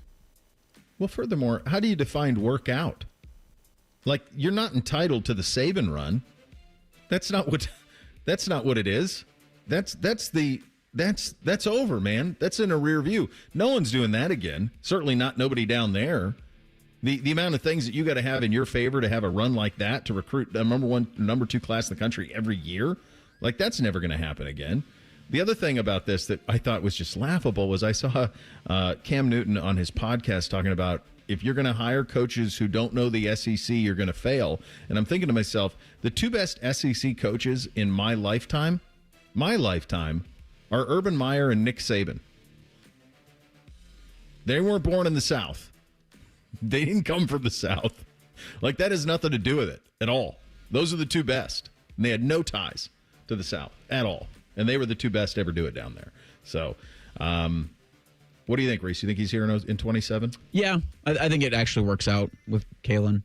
I think that they don't, and I've said this is the most difficult job ever in the history of college football, replacing Nick Saban at Alabama. But I think they can get back probably another, 9-4 season. And I think once you're able to, because there was a lot of scuttlebutt from the weekend where you had players that just didn't seem like they cared. And it showed on the field and it showed in their preparation. If he's maybe able to get some of his guys, I guess I'll use air quotes, like guys he's recruited and guys that, he gets a year or 2 to develop, I think you'll see better results for them. Yeah. We'll see. But, we're going to find out for ourselves because it'll be on the schedule before we know it. NFL season is here. Week 1 is 2 days from now. Hard to believe. Browns and Bengals open against each other. You'll hear from the 2 coaches early on in the week as they start to put focus on that opener up in Cleveland. That's coming up next. Bishop and Friends right here on The Fan. We used to have a billboard with our host's face on it, but only ugly people work here now. You mama say you ugly, hey! The Fan, Ohio's sports destination. Dormar, your climate hero. When your furnace or air conditioner is broke, we come out that same day. Dormar, home the Tin Man. Welcome to Tire Discounters. Oh, hiya, Phantom. Mike, I think I saw a fox on my way in. Oh, that was the Carfax Carfox. He was congratulating us on our Carfax Top-Rated Service Center Award. I have always rated Tire Discounters at the very top. Oh, thanks. So does Carfax. And not just for tires, but for all our services, too. Alignment, brakes, shocks, and struts, and more. Yes, sir. But, Mike, do you think people believe Carfax over me? Well, you are the Phantom tire buyer. Exactly. Discover uncompromising quality at a reliable price with Giant Eagle and Market District. Look for signs throughout the store highlighting lower prices. Surround yourself with savings at Giant Eagle. Experience value like never before. Visit Giant Eagle today to see how easy it is to save. Sometimes I hear a sparkling sound. Like when we say, all you have to do is point? There it is. That's the sound of magic happening. Magic like we can come the day you call us? Wow. Call 1-800-GOT-JUNK or visit 1-800-GOT-JUNK.com. Mornings can start feeling the same.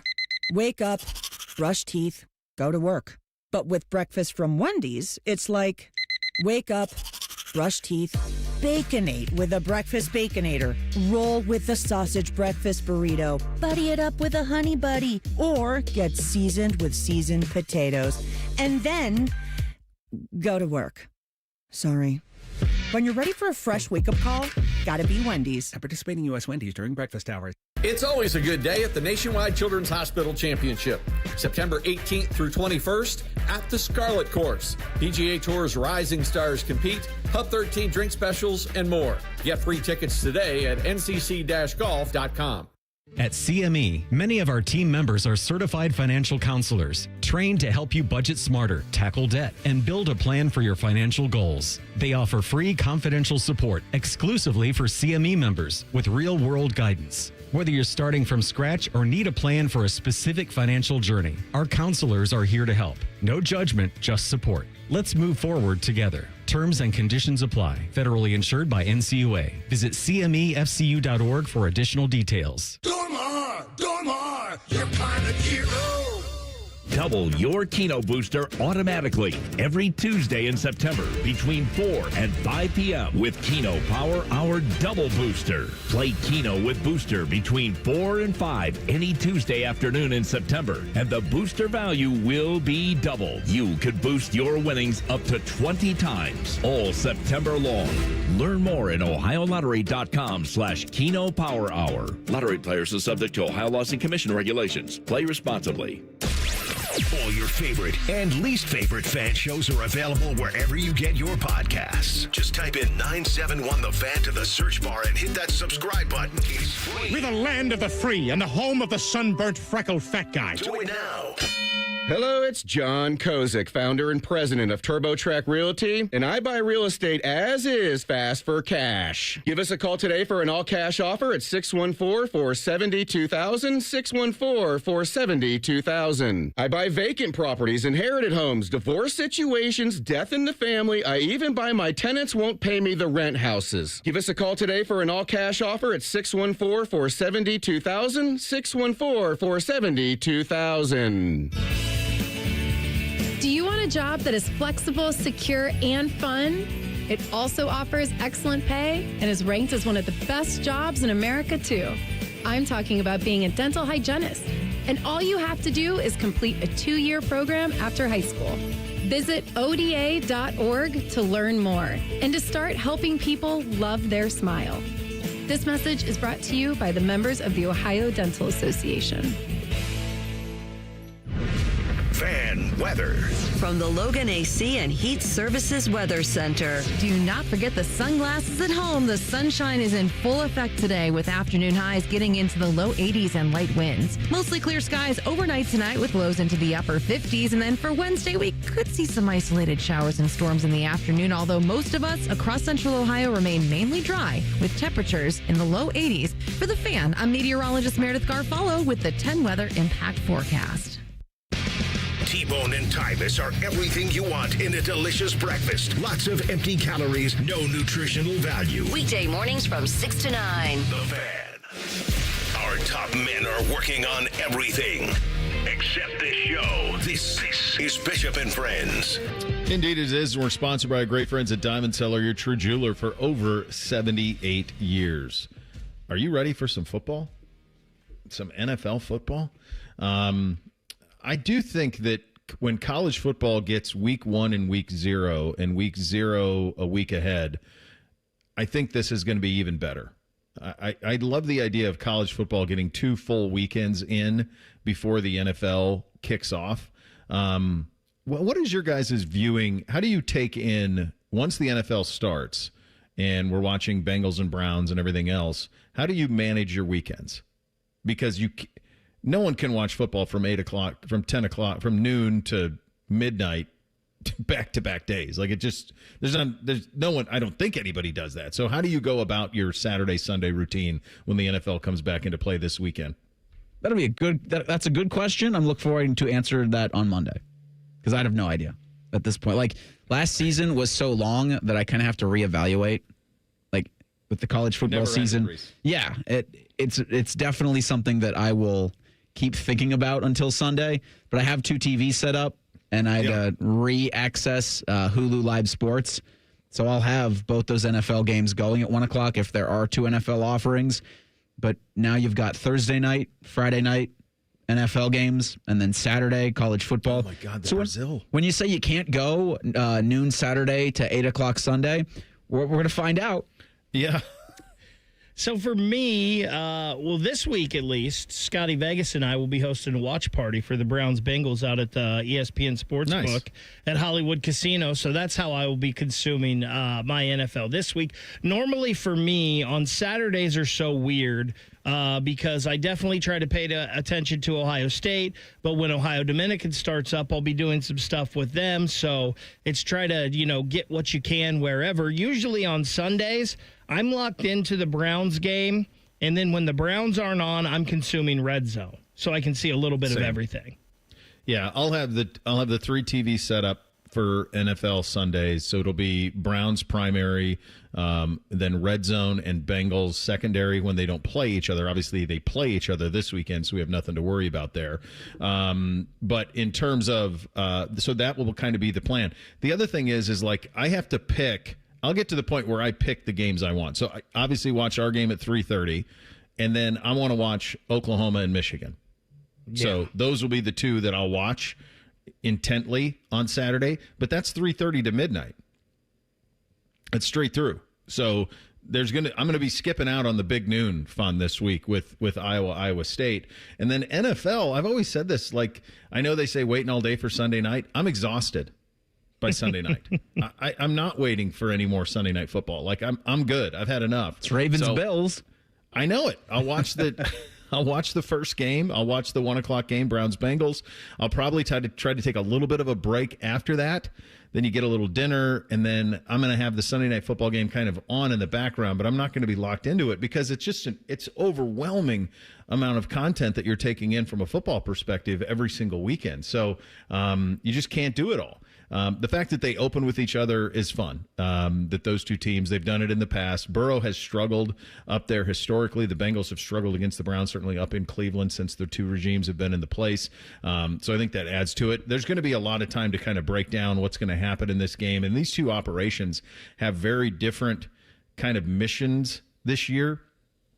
And I think as probably tomorrow, as we get into some of our NFL preview stuff, we need to set the kind of the expectation that we're going to judge these 2 operations up against, and they will be drastically different because Cincinnati is a team that is as all in as a Bengals operation has ever been. They've never been more in than this in one season. It's a 1 year with Trey. They signed everybody. They kept everybody. This is, hey, go win the Super Bowl in Cincinnati. For Cleveland, it's a transition season. And they have it's a little bit of an awkward roster because they have vested veterans who are accomplished, who in the case of Myles Garrett and maybe Joel Bitonio are trying to track down gold jackets. Denzel Ward is kind of in the middle of maybe what could be a gold jacket type career if he can keep it going and stack another 5 or 6 years at this pace. Meantime, they've got a ton of rookies, undrafted guys, rookies who made the initial 53 in the teens. So that roster makeup is just so fascinating from their perspective. And I'm curious to see how Kevin Stefanski goes about it. You heard from ownership in the offseason. They really want to see the 2 quarterbacks in games that matter. They want to get a real evaluation of those 2 quarterbacks. You know that ownership and general manager Andrew Berry, they were here for the Ohio State-Texas game, and then they went to Clemson-LSU that night. So when you do all of those things, number one, you're going to see 2 of the great atmospheres and games in the sport, and just as a sports fan, that's fun. But also, if you're taking all those people along for the ride, you're getting a look at quarterbacks who could be available in this draft. So that's kind of the way that these 2 teams will be different. For the coaches, it's been a long preseason, and now it's time to transition to game week. Here's Kevin Stefanski on just that. It's game week now.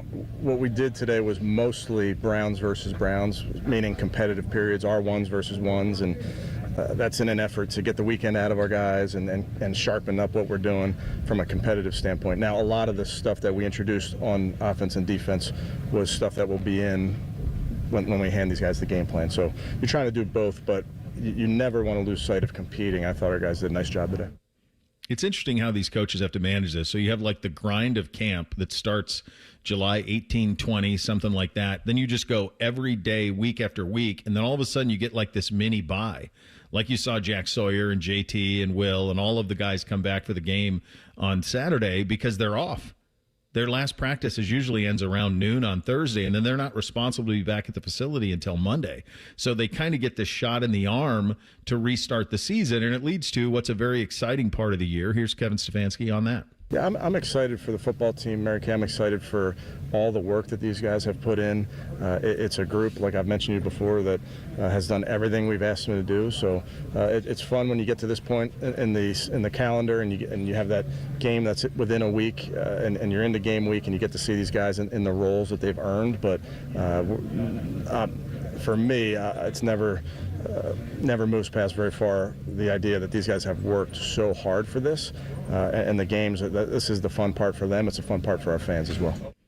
On the other side, the optimism, the excitement is through the roof. I mean, it's go win the Super Bowl stuff in Cincinnati, and I'm sure that they did so much this year to make sure that they started fast, from playing in the preseason games to the reps that Burrow got, that I cannot imagine how they are excited to just start this season. Here's Zach Taylor on that.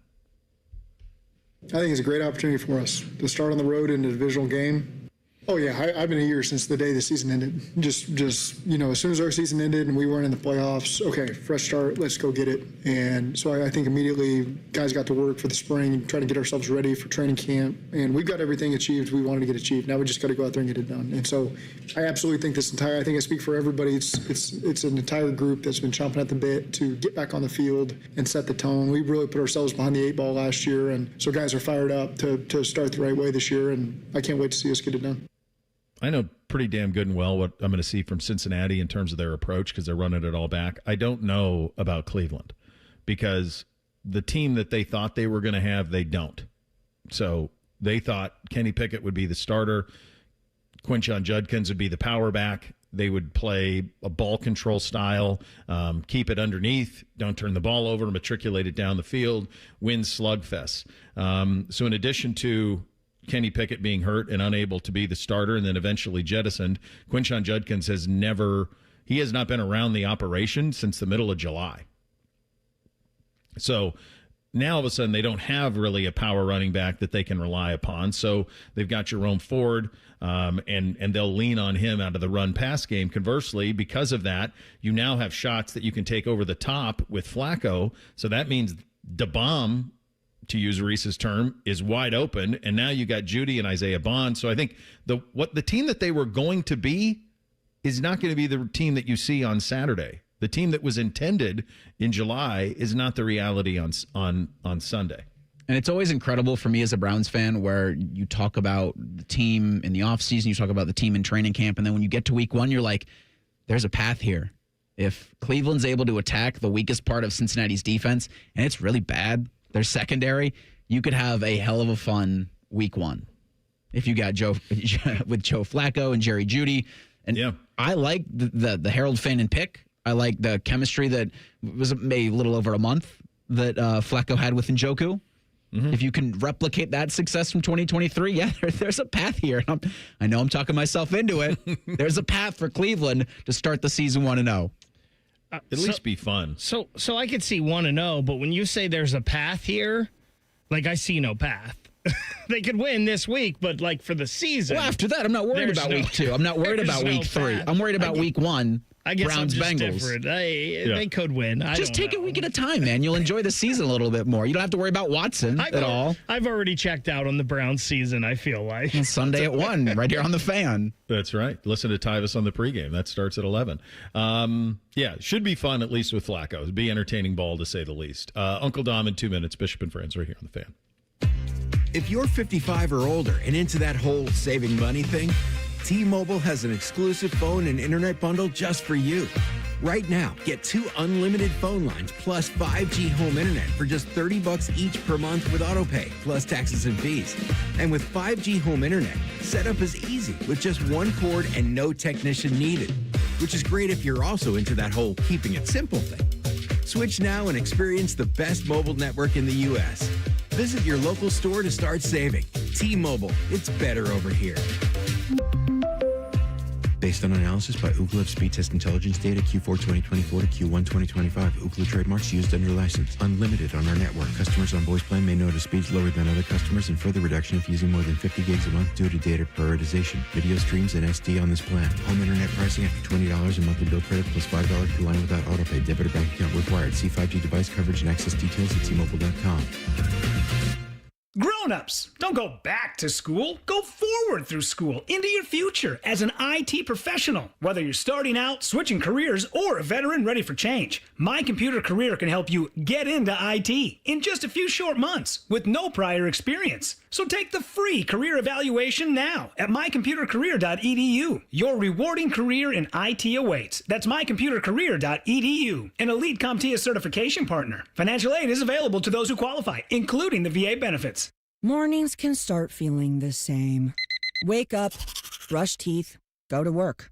But with breakfast from Wendy's, it's like, wake up, brush teeth, Baconate with a breakfast Baconator. Roll with the sausage breakfast burrito. Buddy it up with a honey buddy. Or get seasoned with seasoned potatoes. And then go to work. Sorry. When you're ready for a fresh wake-up call, gotta be Wendy's. At participating U.S. Wendy's during breakfast hours. Bishop and Friends is sponsored by Diamond Seller, your true jeweler for over 75 years. The Fan, Ohio sports destination. Bishop and Friends present Tuesdays with Tiberi. Sponsored by Dr. Mark Levy. If you're snoring and not sleeping, call Dr. Mark Levy today at 1-800-MORE-SLEEP. All right, I got some troubling reports over the weekend about you. What did I did? Well, what I heard is that you and some of your friends may have carved a longhorn steer into steaks. That's what I heard. Well, I heard that happened. Well, I'll tell you what. Is there anything better than a ribeye? I had a ribeye last night, about yay thick with the bone in it. Oh, my goodness. Oh, you like ribeyes? I think that's my favorite It's the cut to get. If you don't get a ribeye, what are you doing? It's got all the flavor. It's got everything you want. If I don't get a ribeye, I do New York strip. Yeah, but if any place that offers a New York strip's going to have a ribeye. Oh, yeah. Yeah. So medium and medium rare. Anyone how do you get it? Medium rare, right? Yeah. We continue. Yes. Of course, medium rare. God bless my daughter-in-law. She likes well done. Well, then she doesn't like steak. She likes the taste of salt and pepper. I know. That's what she likes. I'm going, you've ruined this perfectly good steak, you know? Wrecked it. Oh. What was your favorite? Because one thing I noticed was, and all over your social media, you're always on the field pregame. Right. Did you have an interaction pregame Saturday that you enjoyed? Did Matthew McConaughey ask you for an autograph? I did see Matthew McConaughey. I did see Mac Brown. I did get my picture taken with Gary LaVox. I was shooting the breeze with him, Rascal Flats. I think my favorite thing was hanging with the lieutenant governor for about an hour on the field, just shooting, talking sports and everything. Coach Tressel, and we had a blast. I mean, I got to be honest with you. I didn't know what to expect with it being a noon kick. I thought Buckeye Nation would show. It was amazing. Absolutely amazing. The other thing is, and you and I have talked about this, and this is going to be my take tonight, the supposed experts. Mm-hmm. Listen, we can agree Ohio State has the largest fan base there is all around the country. Mm-hmm. We can agree that Ohio State fans are like no one else. Other schools have tried to do a Buckeye cruise. They can't do it. But Buckeye Nation does. And they support their team. And what makes Buckeye Nation so great also sometimes makes it what's so bad. But these supposed experts have now made it a sport of trolling Ohio State fans. Some of the nonsense and ridiculous things I have heard coming out of supposed experts blows my mind. Now, some of them are not experts. They're just trolls, and that's all they are. Yeah. But anyone that watched that game on Saturday First of all we heard, Bo, leading up to this game, this is going to be Arch Manning's Heisman debut. He's going to win the Heisman. And we heard a guy on your own air say Ohio State had no chance, a supposed expert. It was going to be a long day. And you know why they say all that stuff? And then they say, hey, here's my Twitter account. Send me a message. Do this. It's all about clicks. That's all it's about. And that's fine. But we need to know what they're doing. It's like that gentleman, I won't even mention his name. At one point, he's saying he wasn't even coming to Ohio State. He was banned and all. Then he comes in and he's handing out gold pants and went up and trolled Will Howard. Yeah. What are you doing? Well, I mean, and I know they're laughing they're laughing all the way to the bank and all that. But at least know what you're dealing with. That this nonsense. First of all, we made Arch Manning, he lost the Heisman because you know what? It wasn't what Texas did. It is what Matt Patricia and the defense did. Give them the credit.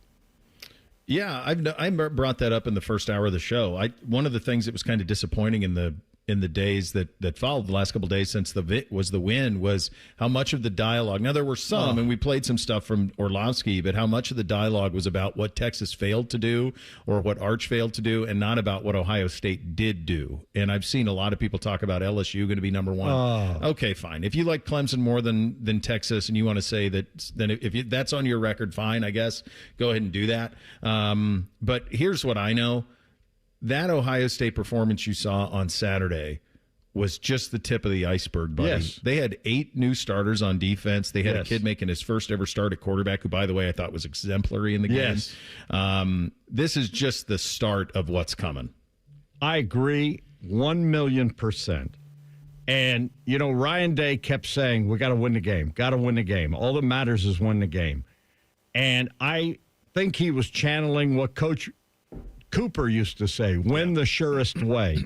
And winning the surest way on Saturday was playing incredible defense. They frustrated the heck out of Sark and the Texas offense.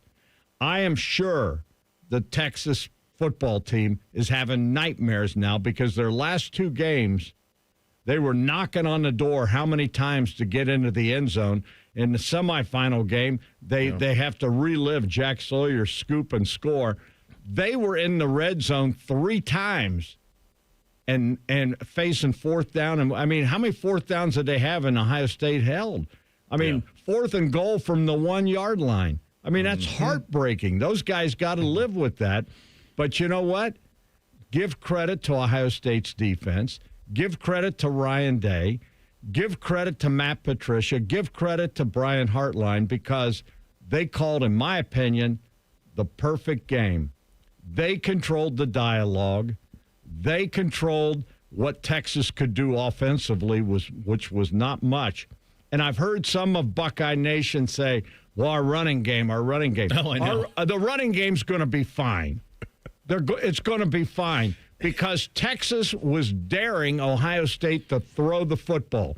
And Ryan Day even told me after the game, and I know he said it in the news conference, he said, we probably could have done more, but I was very protective of Julian saying. We could have done a lot more. And he said, because I didn't want something bad to happen in his first start in a game like this, because I know it can be rough around here. And so he was very protective. But you know what?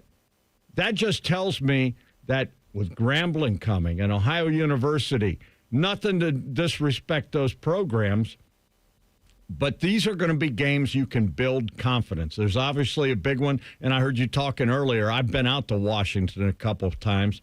Yeah. That is not a fun place to go. It always seems like it's raining, and it always seems like the noise is ridiculous because you're right. It just stays there. But I was very, very impressed with the poise Julian Sayin showed. He had some drops. You don't normally get drops. Yeah. I mean, he had some drops, and he was putting it there. I was impressed with how he threw the football. I was impressed with the timing. Let's face facts. In these early games, defense normally has the advantage. And I think that was the case. Both defenses, had their moments. But Ohio State's defense was dominant. And, the funny thing, I'm hearing all these supposed experts talk about the fact that Ohio State's defensive front, they lost too much. You can't reload. Yes, you can reload because those guys have been here waiting in the wings. I mean, the fact that J.T. Tuimoloau and Jack Sawyer and those guys came back, usually those guys would have been playing last year and they'd be, like whatever. But, they've been waiting their wings, and now it's their turn, and they're looking to make up for lost time.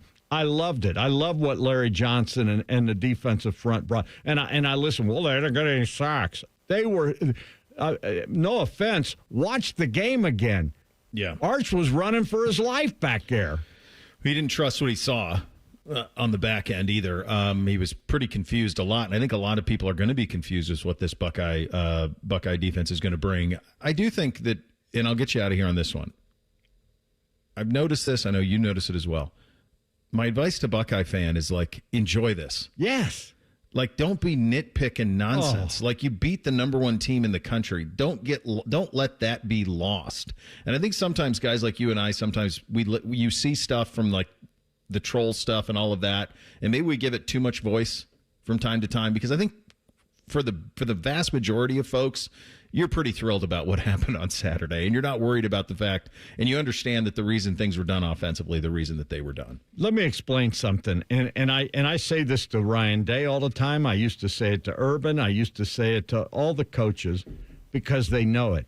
It is not easy to win at this level. If you don't believe me, ask Bill Belichick what he's feeling. Here's a guy that is the greatest coach in NFL history.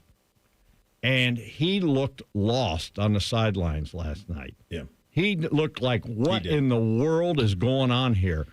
And it is not easy to win at this level. And the fact that Texas came in here. Now, we can debate whether or not they should have been ranked number one. We can debate whether or not Arch Manning should have gotten all the love he was getting.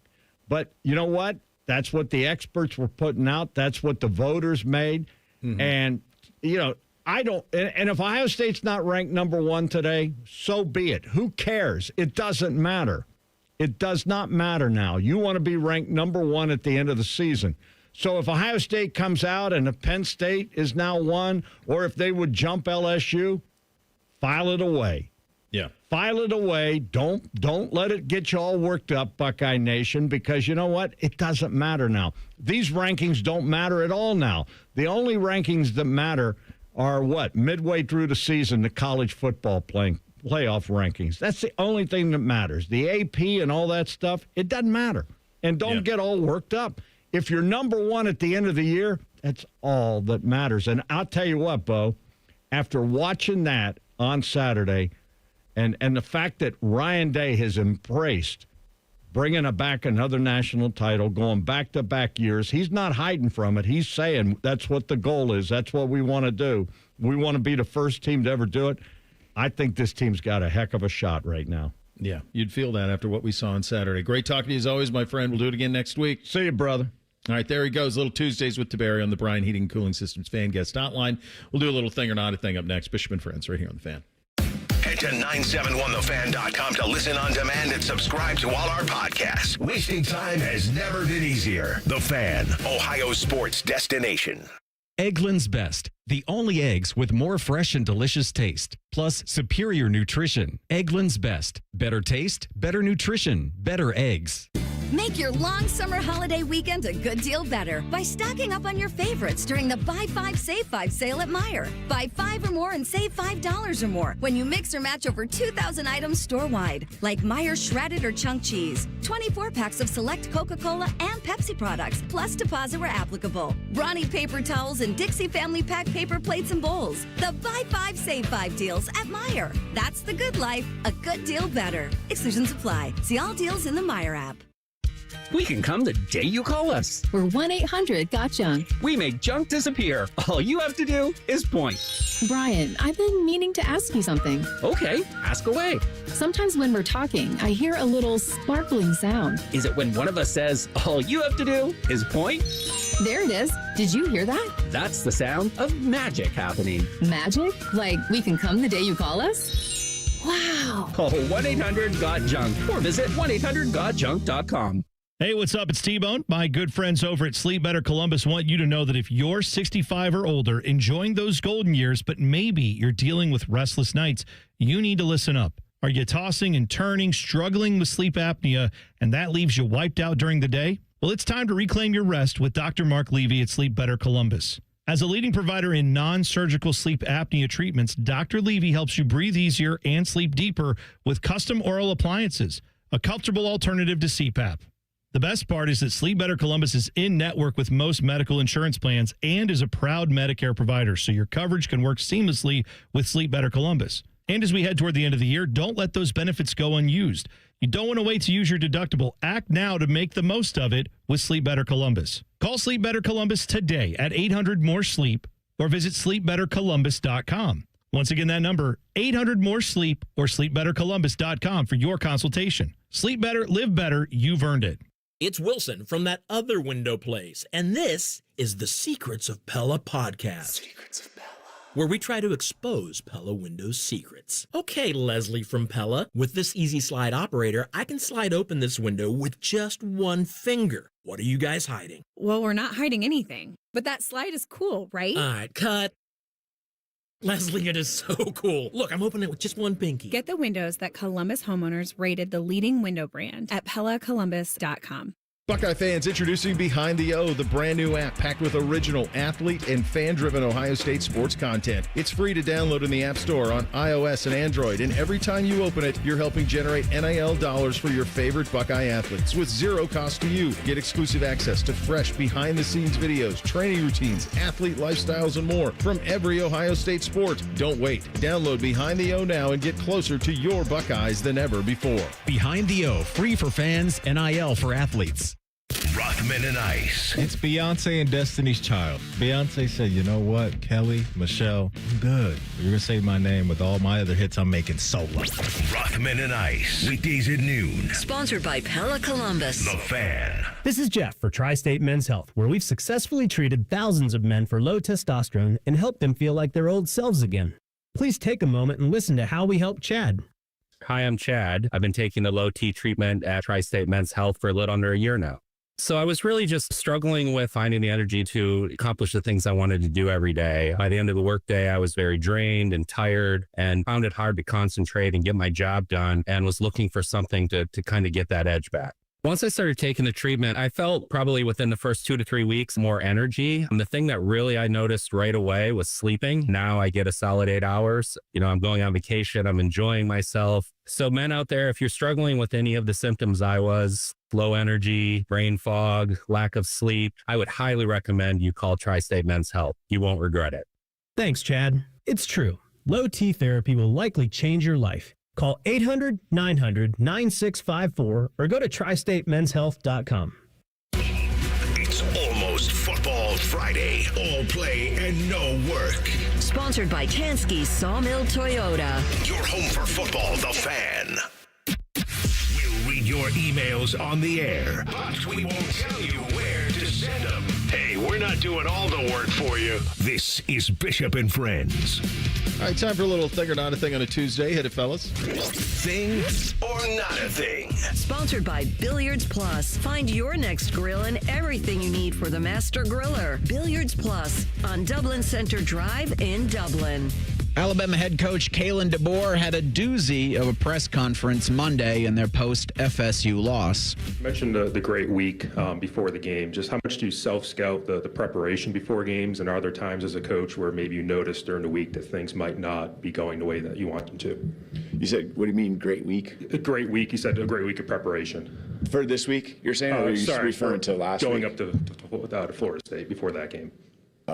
I said that? You said that, yeah, before. Oh, just yeah. Okay, all right. Alabama hosts UL Monroe Saturday night at 7:45. Thing or not a thing? I'm going to stick up for him a little bit. I think that the way that the question was asked led to confusion in him to answer it. The guy said, "You mentioned the great week. You mentioned the great week before the game. Just how much do you self-scout?" So I think what he's saying is he doesn't understand the question that's my kind of understanding of this. It comes across like he doesn't know what he said. But it's also one of those lines of, we've had a great week of practice. That's just like one of those coach throwaway lines. I don't know if it's something that you want to examine every single thing that a coach says in one of their 5,500 availabilities. But it certainly doesn't look good. And my guess is it's made the rounds virally. Yeah, this isn't a thing to me because, Bo, you've been in these press conferences before, and the line of questioning isn't always linear. One person has a question that they think they're asking regardless of whether it fits in the flow of the press conference or not. We don't know what the question before was. Maybe the question before was about getting ready for this coming week, and then he asked that question, and it's not clearly worded and everything. So this is not a thing. Those press conferences sometimes, with everything's coming at those coaches, can be a little confusing. I think you bring up a very good point for our audience to understand is, in an ideal world, the line of questioning makes sense. So for the people who are sitting there ready to ask the questions, kind of listen to where it's going. Like you have in your head, I want to ask this question because this is the story I want to write. Okay, fine. But to try to find the spot where it makes sense to ask it, because too oftentimes there's a flow that's going and you're not listening. You're just asking a question because in your head you're like, I got to ask this one. I think of Ryan Day's press conference last week where I don't think Berm was expecting Jerry to call on him first, and he did, and Berm already had an in-season recruiting question ready, and you're like, wait a second, Texas is this week, and we're talking about in-season recruiting, and then Austin's sitting next to him. He goes to Austin, and Austin asks about the punter and kicker, and I think most people are like, really? Those are first two questions? But sometimes you just have your questions already ready. Yeah. Last Thursday, Oklahoma State beat UT Martin 27-7. In that game, quarterback Haas Hengy broke a bone in his left foot and had surgery on Friday. So that's Cowboys quarterback broke his foot. Freshman quarterback Zane Flores will start Saturday for the Cowboys at Oregon in his first collegiate start. On Monday, Mike Gundy was asked about his first start, Gundy's first start at Oklahoma State, and reminisced about what would have been his second start at Nebraska back in 1986. I think I played on the road Thursday night in Lincoln because it was 15 degrees and sleeting. Is that on the schedule? You lost 30-10. Yeah, that was the week after Illinois State. Okay, so that one I thought, I don't even remember the Illinois State, but I remember that one because it was sleeting. And we came out of the locker room, and I was, the movie Christmas Story? Y'all ever watch that? Yeah. Where the kid goes down well, that's how I came out. And when we broke the huddle, like Nebraska's defensive line had their shirts tied up. And I thought, this is not good. But I do remember that. Oklahoma State's head coach also talked about his opponent, Oregon. Oregon is playing really well. I think they're well coached. They're spending a lot of money. And, they've put a lot into that organization, and you can see they're a good football team. Gundy also doubled down about money in the Ducks football program, talking about quarterback Dante Moore. He's a good player. He's a really good player, but there's people around there that feel like they say he'll be better. He'll be the best one to ever play there before he leaves. So it'll cost them a lot of money to keep him, end quote. So you got a Christmas Story reference, Gundy pulling his shirt up, and then throwing a couple shots at Oregon for spending money. Thing or not a thing? Okay, let's take these one by one. First of all, it's a thing that he has folks in his press availability that can remember the score of an innocuous game that he mentioned from 1986. He had two people in his press conference. You lost 30-10, and then somebody else, a different voice, said it was the week after Illinois State. So there are two people, at least in that press conference, who have been around the Oklahoma State program since 1986. So that's wild that they'd have that recollection of all of it and be at the ready. So that is a thing. Mike Gundy, the stories he tells that's a very funny story about Nebraska in 86 because Nebraska would have been at their apex. Now, he would have had Thurman Thomas on that team in 1986, and probably Barry Sanders, who wasn't getting much run at that point. Both those guys would have been on that Oklahoma State team, I would have thought. Certainly Thurman. The other thing is, and this is the part that is just a oblivious thing, was Mike Gundy complaining about money in the sport when T. Boone Pickens was alive and throwing $600 million at their facilities at Oklahoma State?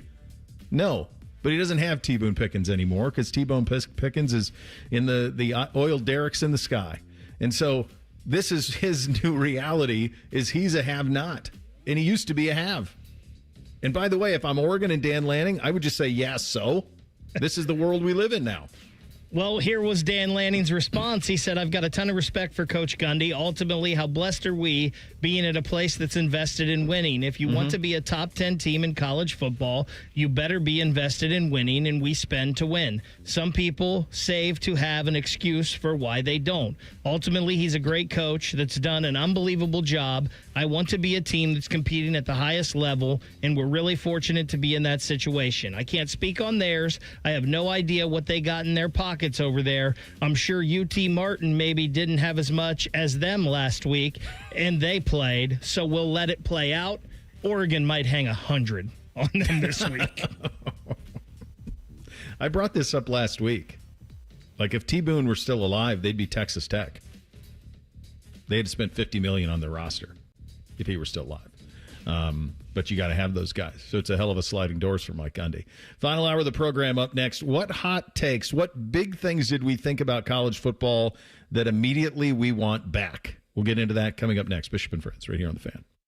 Catch the latest from the world of Ohio State athletics. Weeknights at 6 on The Buckeye Show. News, special guests, and everything scarlet and gray. The Fan.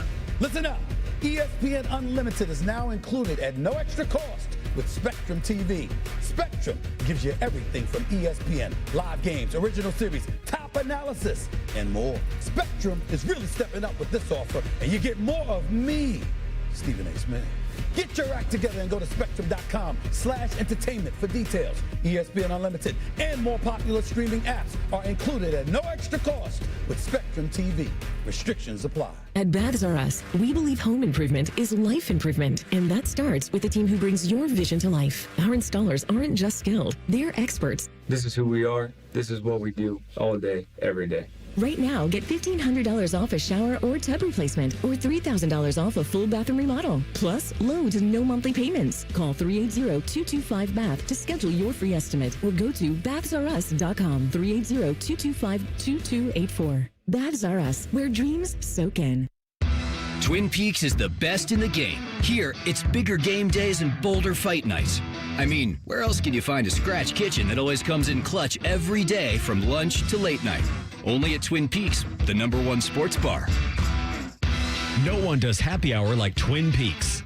Whatever your preference, we have everything from tequila cocktails and an extensive bourbon category to top shelf spirits and cocktails served over ice balls. And don't forget about our 29-degree drafts. It's always a good day at the Nationwide Children's Hospital Championship. September 18th through 21st at the Scarlet Course. PGA Tour's rising stars compete, Hub 13 drink specials, and more. Get free tickets today at ncc-golf.com. Hi, I'm Dr. John Runyon from Runyon Dental Group. Are you missing teeth or do you have uncomfortable dentures? Dental implants can not only transform your smile, they can restore your confidence and allow you to eat those foods you love that you've been missing. When I was in my early 30s, I was in a similar situation needing complex dental work and dental implants. I understand all the emotions that you're feeling because I've been the patient and I know that we can help you. Schedule a free consultation today at runyondentalgroup.com. That's runyondentalgroup.com. Scotty Vegas here. Smartest bet of the season? Bet on yourself. I needed a weight loss plan that fit into real life. Tailgates, road trips, kids' nights, and still lets you eat. Week 1 with Awaken 180, I was down 6. By the end, 45 pounds gone. That's with wings, chili, meatballs, sausages, all the good stuff. It's the Tailgate transformation. Structure, coaching, and food that tastes like a win. Make the smart play. Start your Tailgate transformation at awaken180weightloss.com. That nagging pain, you know the one. Sometimes it's from years of hard work. Sometimes it's an old injury that never healed right. Either way, it's been calling the shots in your life for too long. But that stops right now. I'm Tyvis Powell, and QC Kinetics is here in Columbus to flip the script. Dr. Walkoff and his team use regenerative medicine, advanced cellular treatment that help your body heal and restore the damage in your joints. Not covering it up, not cutting it out. Actually helping heal and restore. And the results long-term long-term lasting relief. So instead of planning your day around pain, you're planning it around life. QC Kinetics, no surgery, no drugs, no long recovery, just a smarter, natural way to get your freedom back. Check them out at qckinetics.com/Columbus. Bring your MRIs, your x-rays. They'll make sure you're a good candidate. The consultation is free. Just call QC Kinetics at 380-208-4544. That's 380-208-4544. 380-208-4544. Is your money just lying around? Switch to Huntington Bank, and your money's always doing something. Like auto saving for special events, tracking your teen spending, and helping protect your parents from fraud. Let's get more from money. Switch to Huntington Bank. Welcome. Eligibility requirements apply. Some features may require enrollment. If you're 55 or older and into that whole saving money thing, T-Mobile has an exclusive phone and internet bundle just for you. Right now, get 2 unlimited phone lines plus 5G home internet for just $30 each per month with autopay, plus taxes and fees. And with 5G home internet, setup is easy with just 1 cord and no technician needed, which is great if you're also into that whole keeping it simple thing. Switch now and experience the best mobile network in the U.S. Visit your local store to start saving. T-Mobile, it's better over here.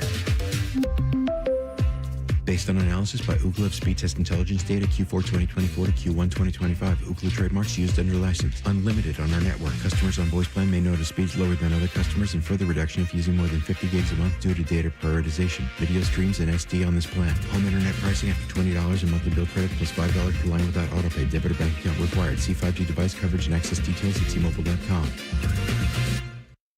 Broadcasting from the Lindsay Honda Studios. Honda makes the cars. Lindsay makes the difference. Visit lindsayhonda.com. WBNS-FM, HD1 Columbus. Good morning. I'm Eric Reeser. The AP Top 25 will likely have a new look when the Week 2 college football poll comes out around noon today. 4 of the top 10 teams dropped their Week 1 matchup, including top-ranked Texas, who lost at Ohio State 14-7. Buckeyes look to take that top spot as they prepare to host Grambling State Saturday at 3:30. It's the first time the schools have met on the field. Ohio State's Ryan Day will hold his weekly press conference today at noon. We'll carry those comments live on the Fan when he hits the podium. Coach Day will also join Buckeye Roundtable tonight in the 6 o'clock hour. Following the Roundtable, you can hear Reds baseball on the Fan. Cincinnati looks to make it 3 straight, hosting the Blue Jays at 6:40. Redlegs are 4 back in the NL wild card. This update sponsored by BMI Federal Credit Union, voted best local credit union for the last 7 years by CBUS Top Picks. Visit bmifcu.org to learn more.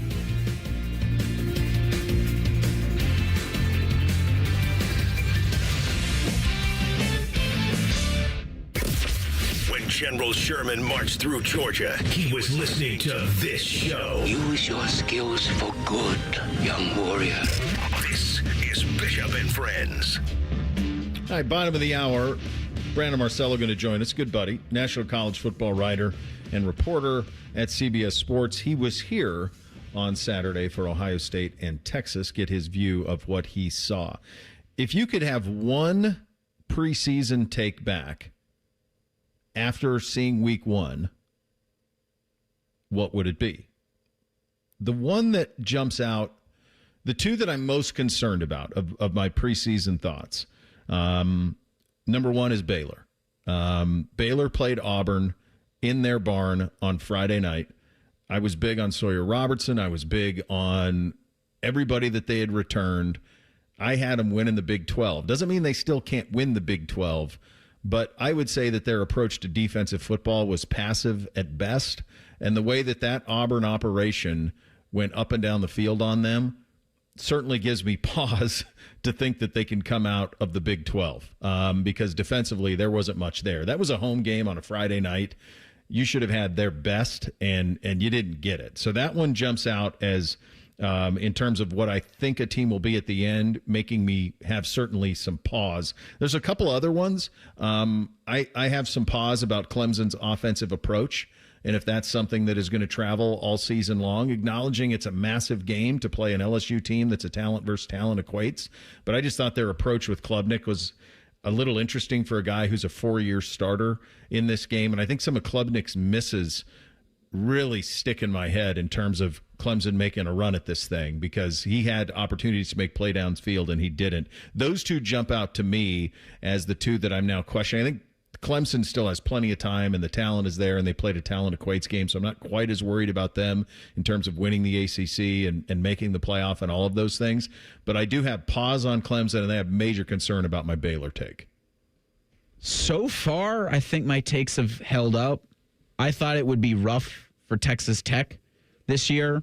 I didn't think they would. Their whole talk in the offseason, and Cody Campbell's now on Fox commercials asking you to save college football.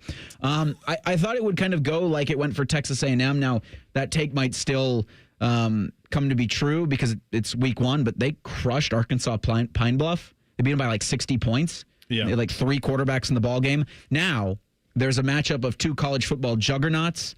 It'll be Saturday at noon when they are, I believe, hosting Kent State, who won over the weekend for the first time in a long time.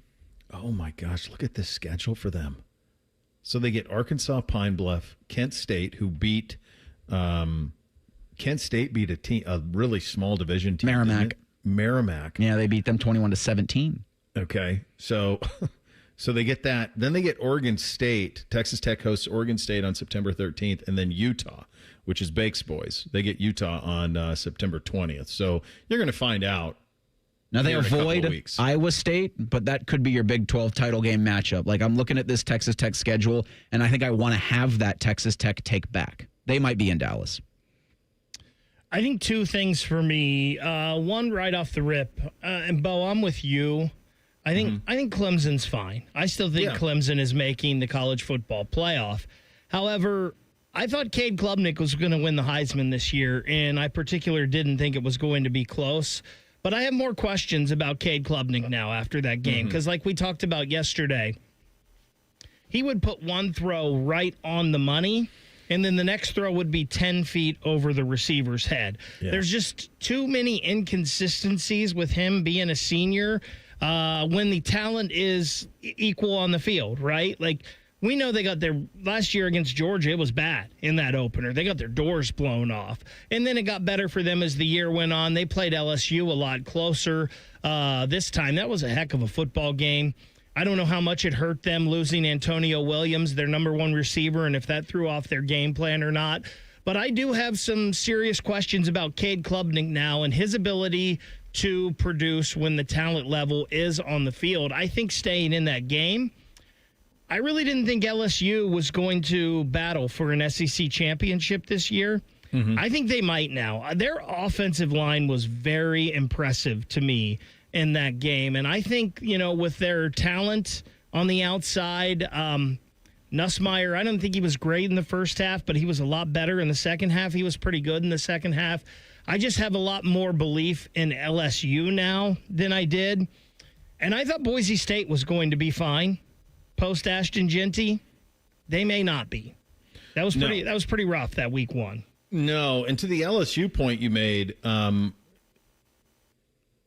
may end up being valedictorian of summer school here, guys. Could be. This league might not be what everybody thinks it is. Because nobody here, you look at their schedule, there's a lot of ranked, but how much of that is just on reputation? So they get Louisiana Tech this week, then they get Florida at home. They get Florida ranked 15th in the country. I don't know based on what. Then Southeast Louisiana. Then they get Ole Miss in Oxford. That'll be an interesting one. Lenora Sellers in South Carolina, they didn't look lights out by any stretch in their win against Virginia Tech. He had a great first drive that was scripted, and then when they got off script, it was a struggle for them. Vanderbilt, Texas A&M, Alabama didn't look like much in their opener. I think that Oklahoma game, that's one I feel pretty good about. I think Oklahoma looks like they're going to be all right in this thing. Johnny Mateer looked great in the opener. So there are a lot of things we got right. By the way, we had exactly how the Ohio State game would go to a T. If you listen, go listen to our Friday show. It told you exactly how it was going to go on Saturday. All of it. We did have we did have a few more points. Slightly more, but we all thought it would be the under. We all thought it would be clunky. We all thought that it was going to be that just you wait on those linebackers and Caleb. So the team that we talk about all the time, we were pretty locked in on in terms of some of the things that happen around the country. It just causes you to question it because so much of this is based on the idea that these teams are going to progress the way that you all think they're going to progress. And sometimes they don't. And sometimes when you get a first view of it, you have a little bit of a different take. And one of the things that I was pretty adamant about all season long, and it was right in terms of the way that the pick went and that they didn't cover, but having watched the game, I have a different threat level for Michigan than I did 10 days ago, because that kid's a dude, and he's going to be a problem. His ability, his size, his arm strength, his accuracy. They had a play where they had two receivers split out wide right. They're in the red zone, and the outside receiver is running a go, and the inside receiver is kind of running like almost like a quick out, and then he turns it up.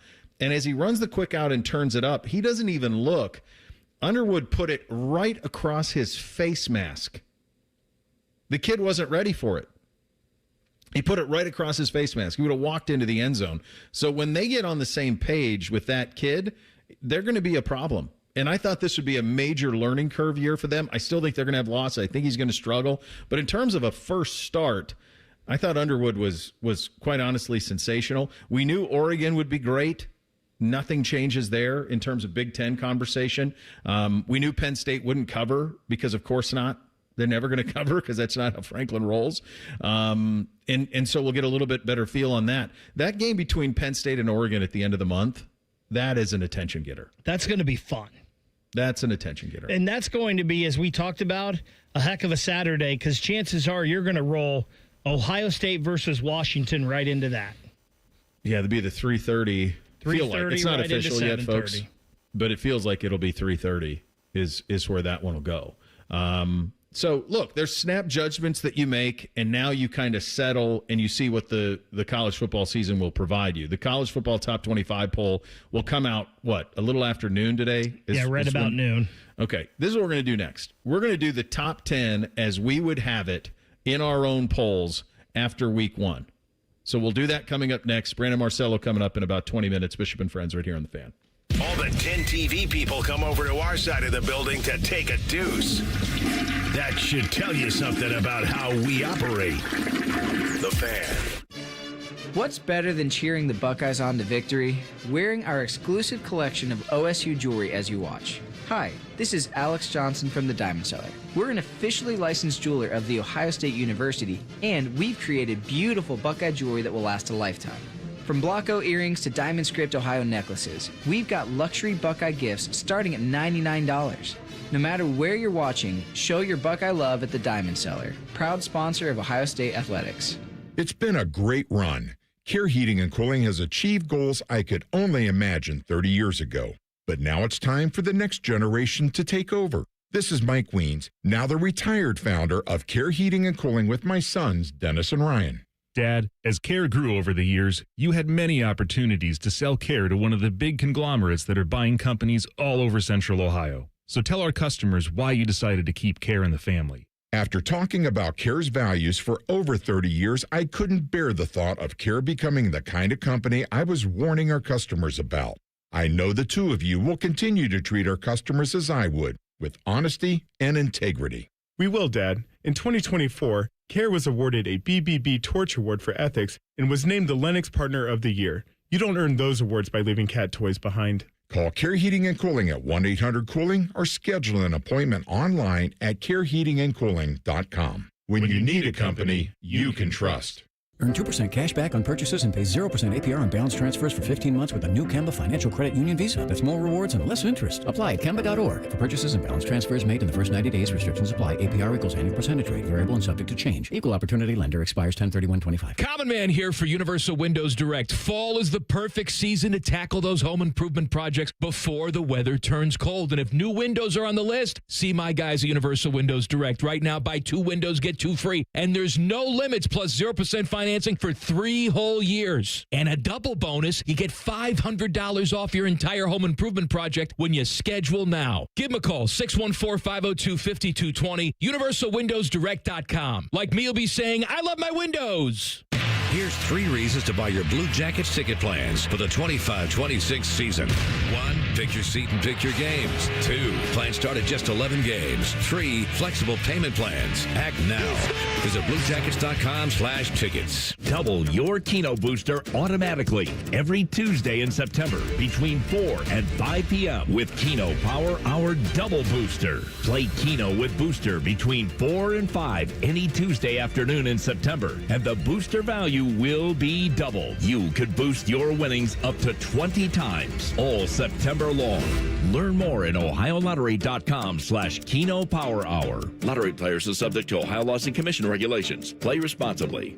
What's the best way to make sure you don't miss any of your favorite fan shows? Download the Fan app, silly. Ah, damn it, I knew that. App Store, Google Play, or just scream right at your phone. Psst, you can also listen to Buckeye games. Do it now. At the Ohio Lottery, we make Keno fun, your way. That means every few minutes across Ohio, 20 out of 80 possible numbers are randomly picked. And if some of the numbers you picked match, voila, you're a winner. Keno doesn't require you to know a single thing about sports skidball or overs, unders, pluses, minuses, or lines, or whatever else. Keno is as simple as, did some of my numbers match? They did? Great. You just raked in some dough. There are more than 20 hours of Keno draws every day and thousands of places to play statewide. Lottery players are subject to Ohio laws and commission regulations. Play responsibly. And now, Public Education Matters with Ohio Education Association President Jeff Wensing. Labor Day is not just a day off work or school. It's a celebration of the American labor movement, of working people who organize, take action, and bargain to make this country run. From the assembly line to the classroom, working people built this nation, and our solidarity is how we protect what we've built and win what we still deserve. Public Education Matters, brought to you by the Ohio Education Association. Fan weather. From the Logan AC and Heat Services Weather Center. Do not forget the sunglasses at home. The sunshine is in full effect today with afternoon highs getting into the low 80s and light winds. Mostly clear skies overnight tonight with lows into the upper 50s. And then for Wednesday, we could see some isolated showers and storms in the afternoon, although most of us across central Ohio remain mainly dry with temperatures in the low 80s. For the Fan, I'm meteorologist Meredith Garfalo with the 10 Weather Impact Forecast. Catch T-Bone and Tyvus weekday mornings from 6 to 9. If you're not completely satisfied, we'll rewind time and erase your brain. The Fan. Producers, co-hosts, friends, some of those things are true. You're listening to Bishop and Friends. And the Capital Florida Columbus High School Game of the Week takes us to Gahanna on Friday. The Lions host the defending D1 state champions from Liberty. Coverage starts at 6:30. The kickoff at 7. After the game, it's Byers Subaru Dublin's overtime with Ryan Baker and Lee Cochran. Friday night, so for high school football, right here on The Fan. All right, we're going to have a poll that comes out here in about an hour or thereabouts. It'll be the second poll, and this is the reaction poll to what we've seen already. The one pushback I would have to Dami, who earlier said that these polls don't matter, you're about ready to see why these polls do matter. Because the way that we perceive a team dictates how far they fall.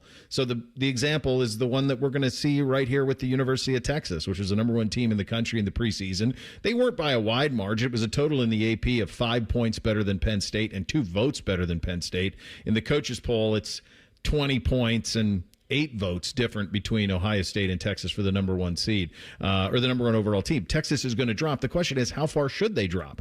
So I've been an AP voter. I did it for 2 years. And what I did with my poll was I would judge it week to week. And I almost throw out the poll and just judge on what I saw and how they looked this week. And then as the season goes along, you start to have a little bit of a better feel about what these teams are. I'll be candid with you. If I were still voting in the AP poll, I would not punish Texas that much.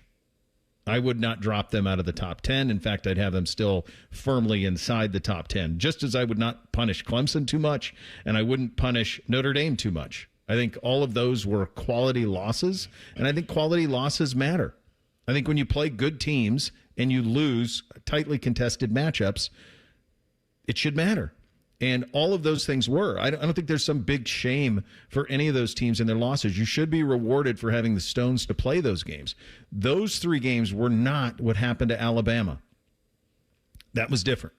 That was very different, their loss in Tallahassee on Saturday. So let's do the exercise of how we would have the top 10 if we were voting today for the AP and coaches poll that come out today.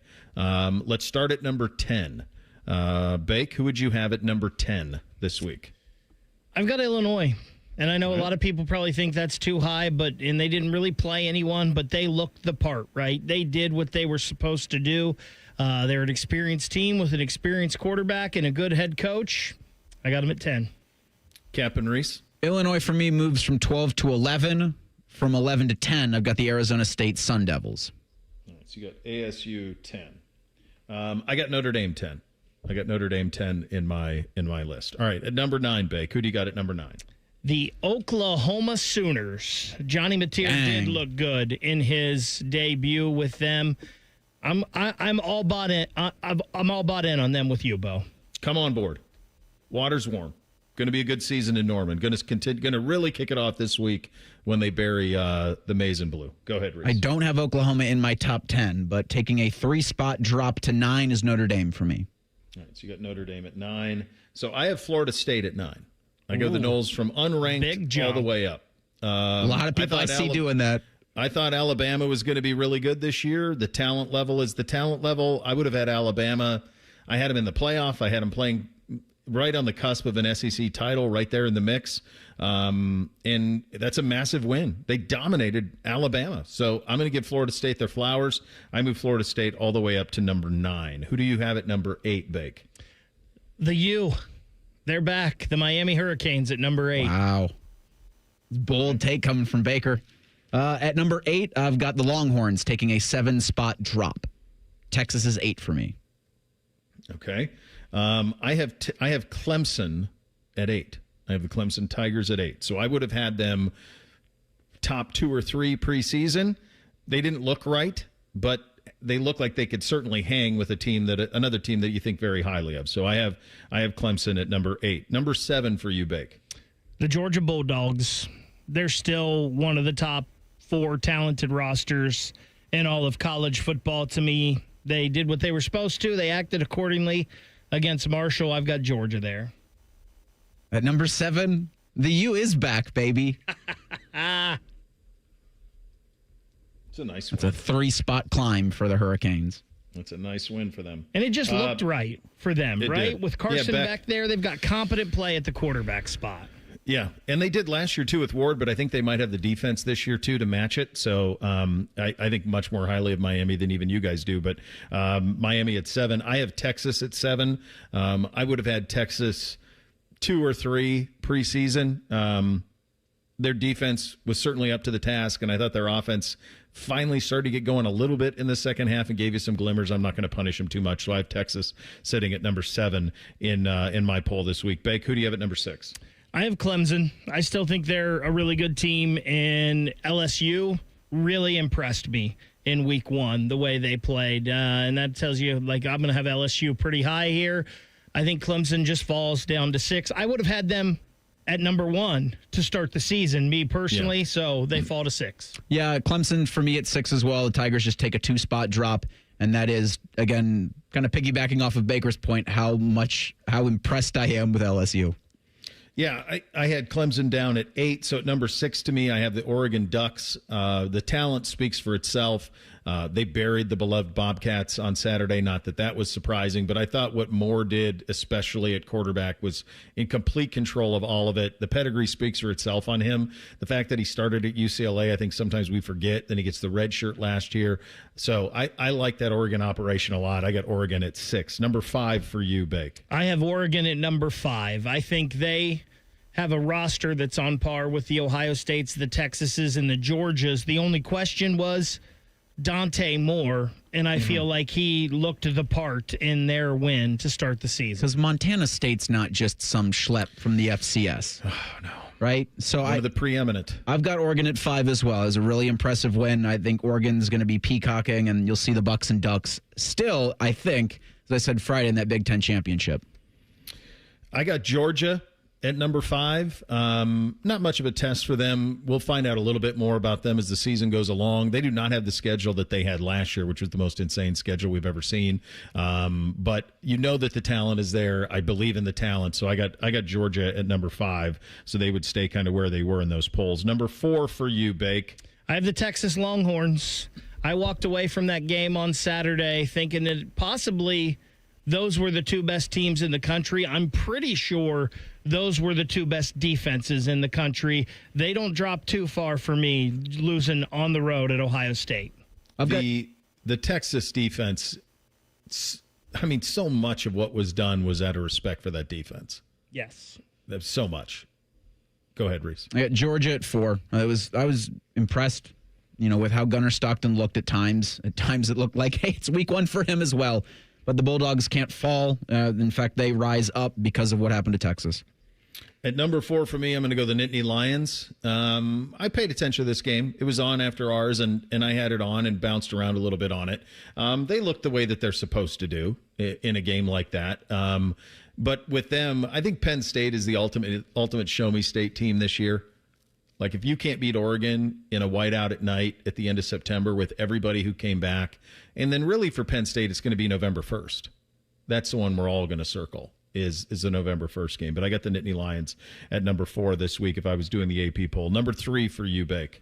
I have Penn State at number 3, which I believe I had them at number 2 going into the season. And I'm not dropping them because of anything they did. I was just super impressed with the 2 teams I have above them. Man, Penn State, the more I watch them, see stuff about them, the more I feel like this is exactly Ohio State from last year. I don't think they have the wide receiver talent, and I'm not sure they're as good as Ohio State from last year, but the similarities are there's so many. I got Penn State at 3 as well. They're really good, but I mean, they're just there for me because they were at 2 last week. Can he do it? No. I mean, and you could be talking James Franklin or Drew Aller, and I'll still give you the exact same answer. They don't have Tyler Warren this year. But that's the same thing that people were saying last year about Ryan. Well, and some people about Will. It's not the same though, because Franklin's way under Day. Yeah, and the other thing is like Franklin doesn't ever beat games he's not supposed to win. You have like the 19 season where you have really a perfect game of football played against Clemson and Trevor Lawrence. That was in 20. You have that in 20. You have the 19 season where like 10 things had to happen for you to lose to Clemson in 19. Not that you would have beat LSU anyway. And there were some other things out there. I think Franklin, like, I just can't imagine the pressure he's going to feel that Saturday night against Oregon. It's just going to be immense. Yeah. So number 2, I'm guessing we're going to go Bayou Bengals across the board here. Yep. Yes. Very impressed with LSU. This speaks to how the value. This speaks to maybe it's outsized and maybe it's misguided, but the amount of attention and conversation that is given to the preseason poll, because the Clemson thing. And I bought in on it, and I'm not ready to jump off the bandwagon yet, but the Clemson thing was predicated on, remember, they snuck into the playoff last year. They had multiple losses in the season. They won the ACC title, beating SMU, and then they played ultra competitively against Texas, but did lose that game. Right? They wouldn't have made the playoff had they lost to SMU. They weren't getting in. They had to beat SMU to get in. They had 2 losses at least in the regular season last year. Yeah, they lost to South Carolina at the end of the year. And Georgia. Yeah. So this is predicated on kind of this belief that was all going to come together. And so that's how we're viewing LSU the way we're viewing them because of what they did. And I view them that way too. I have these same 2, Ohio State, LSU. But it does speak to how we view things based on the preseason polls and how it skews the way we judge these teams. Whereas if we didn't have them or you're just judging them on how they were this year, it might be a little bit different. Brandon Marcelo was here for Ohio State and Texas. Get his views of what he saw in 2 minutes. Bishop and Friends right here on The Fan. Is there anything better than a college football Saturday? Not if you're at the ESPN Bet Sportsbook at Hollywood Casino Columbus. Join the fan for watch parties for the games this season. Oh, you got to check out the display case of amazing autographed prizes you can win. It's beautiful. 2 massive TV walls to watch the national champs. Watch and place wagers with over 30 kiosks, contests, prizes, and live shows. Must be 21 or older to enter. Gambling problem? Call 1-800-GAMBLER. This is Ryan Krieger, and at Krieger Ford, we know life's busy. Let us handle your car care. Enjoy our convenient pickup and delivery service, or have our technicians come to you with our mobile service van. It's fast, easy, and hassle-free. Schedule your appointment today, only at KriegerFord.com. The savings are so good at Great Lakes Hyundai of Dublin. Save on new Santa Fe and Palisades with 0% APR and make no payment for 90 days. Customers will qualify. Interest accrues during no payment period. If you're 55 or older and into that whole saving money thing, T-Mobile has an exclusive phone and internet bundle just for you. Right now, get 2 unlimited phone lines plus 5G home internet for just $30 each per month with autopay, plus taxes and fees. And with 5G home internet, setup is easy with just 1 cord and no technician needed, which is great if you're also into that whole keeping it simple thing. Switch now and experience the best mobile network in the U.S. Visit your local store to start saving. T-Mobile, it's better over here. Based on analysis by Ookla of speed test intelligence data Q4 2024 to Q1 2025. Ookla trademarks used under license. Unlimited on our network. Customers on voice plan may notice speeds lower than other customers and further reduction if using more than 50 gigs a month due to data prioritization. Video streams and SD on this plan. Home internet pricing after $20 a monthly bill credit plus $5 per line without autopay. Debit or bank account required. See 5G device coverage and access details at T-Mobile.com. All your favorite fan shows are available when you want them. Head to 971thefan.com and hit that subscribe button. The Fan, Ohio sports destination. The uncle you never knew you had. The friends you kind of wish you didn't. This is Bishop and Friends. Hey, let's get smarter, kids. Great friend of the program, one of the best in the business. Brandon Marcelo, National College Football reporter, CBS Sports, joins us on the Bryant Heating and Cooling Systems fan guest hotline. Buddy, thanks for the time. Is there anything better than week 1 of college football? No, there's not. So good. It was the best week 1, I think, so far that I've covered just as a reporter the last 15, 16 years. Yeah, there was something every night, something of interest every night. You're starving for it. You haven't had it for a long time, and it really delivered. You were here, right? I thought I saw you were here over the weekend. Yeah, I was there in Columbus. What did you learn from the Ohio State perspective about the defending national champs? Well, more than anything, the defense doesn't seem to have taken much of a step back, if anything, from last year after losing the 8 starters. It certainly helps having Devin and Caleb back there in the back end and the secondary returning. They're legitimately elite on the back end.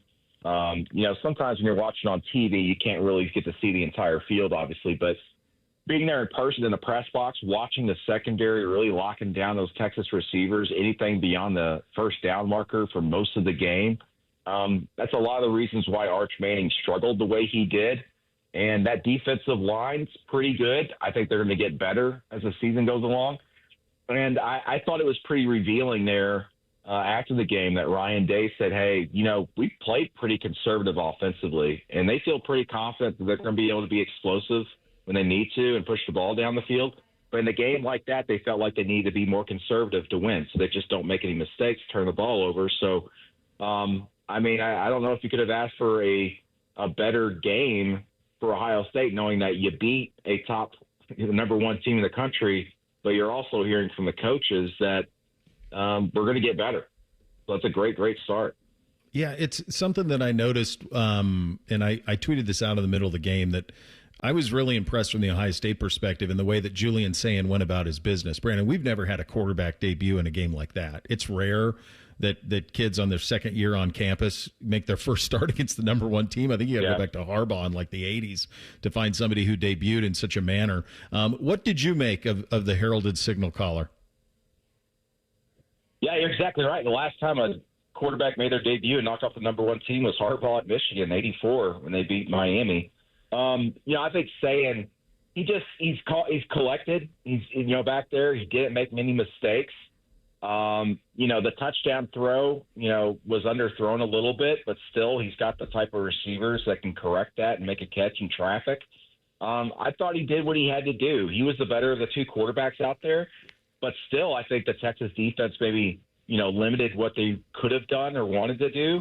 But again, Ohio State's not going to face many defenses of the caliber of Texas this year. And Ohio State obviously has the next few weeks to kind of work things out offensively and get things going and see just how explosive they can be in the passing game.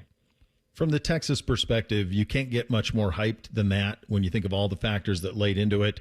I think you're going to be similar to where I am in terms of we're a long ways to go. And I wouldn't punish Texas at all for playing that game at all. I think teams should be commended for playing those games. I hope we continue to see them when we get to a 16-team playoff. We certainly should continue to see them.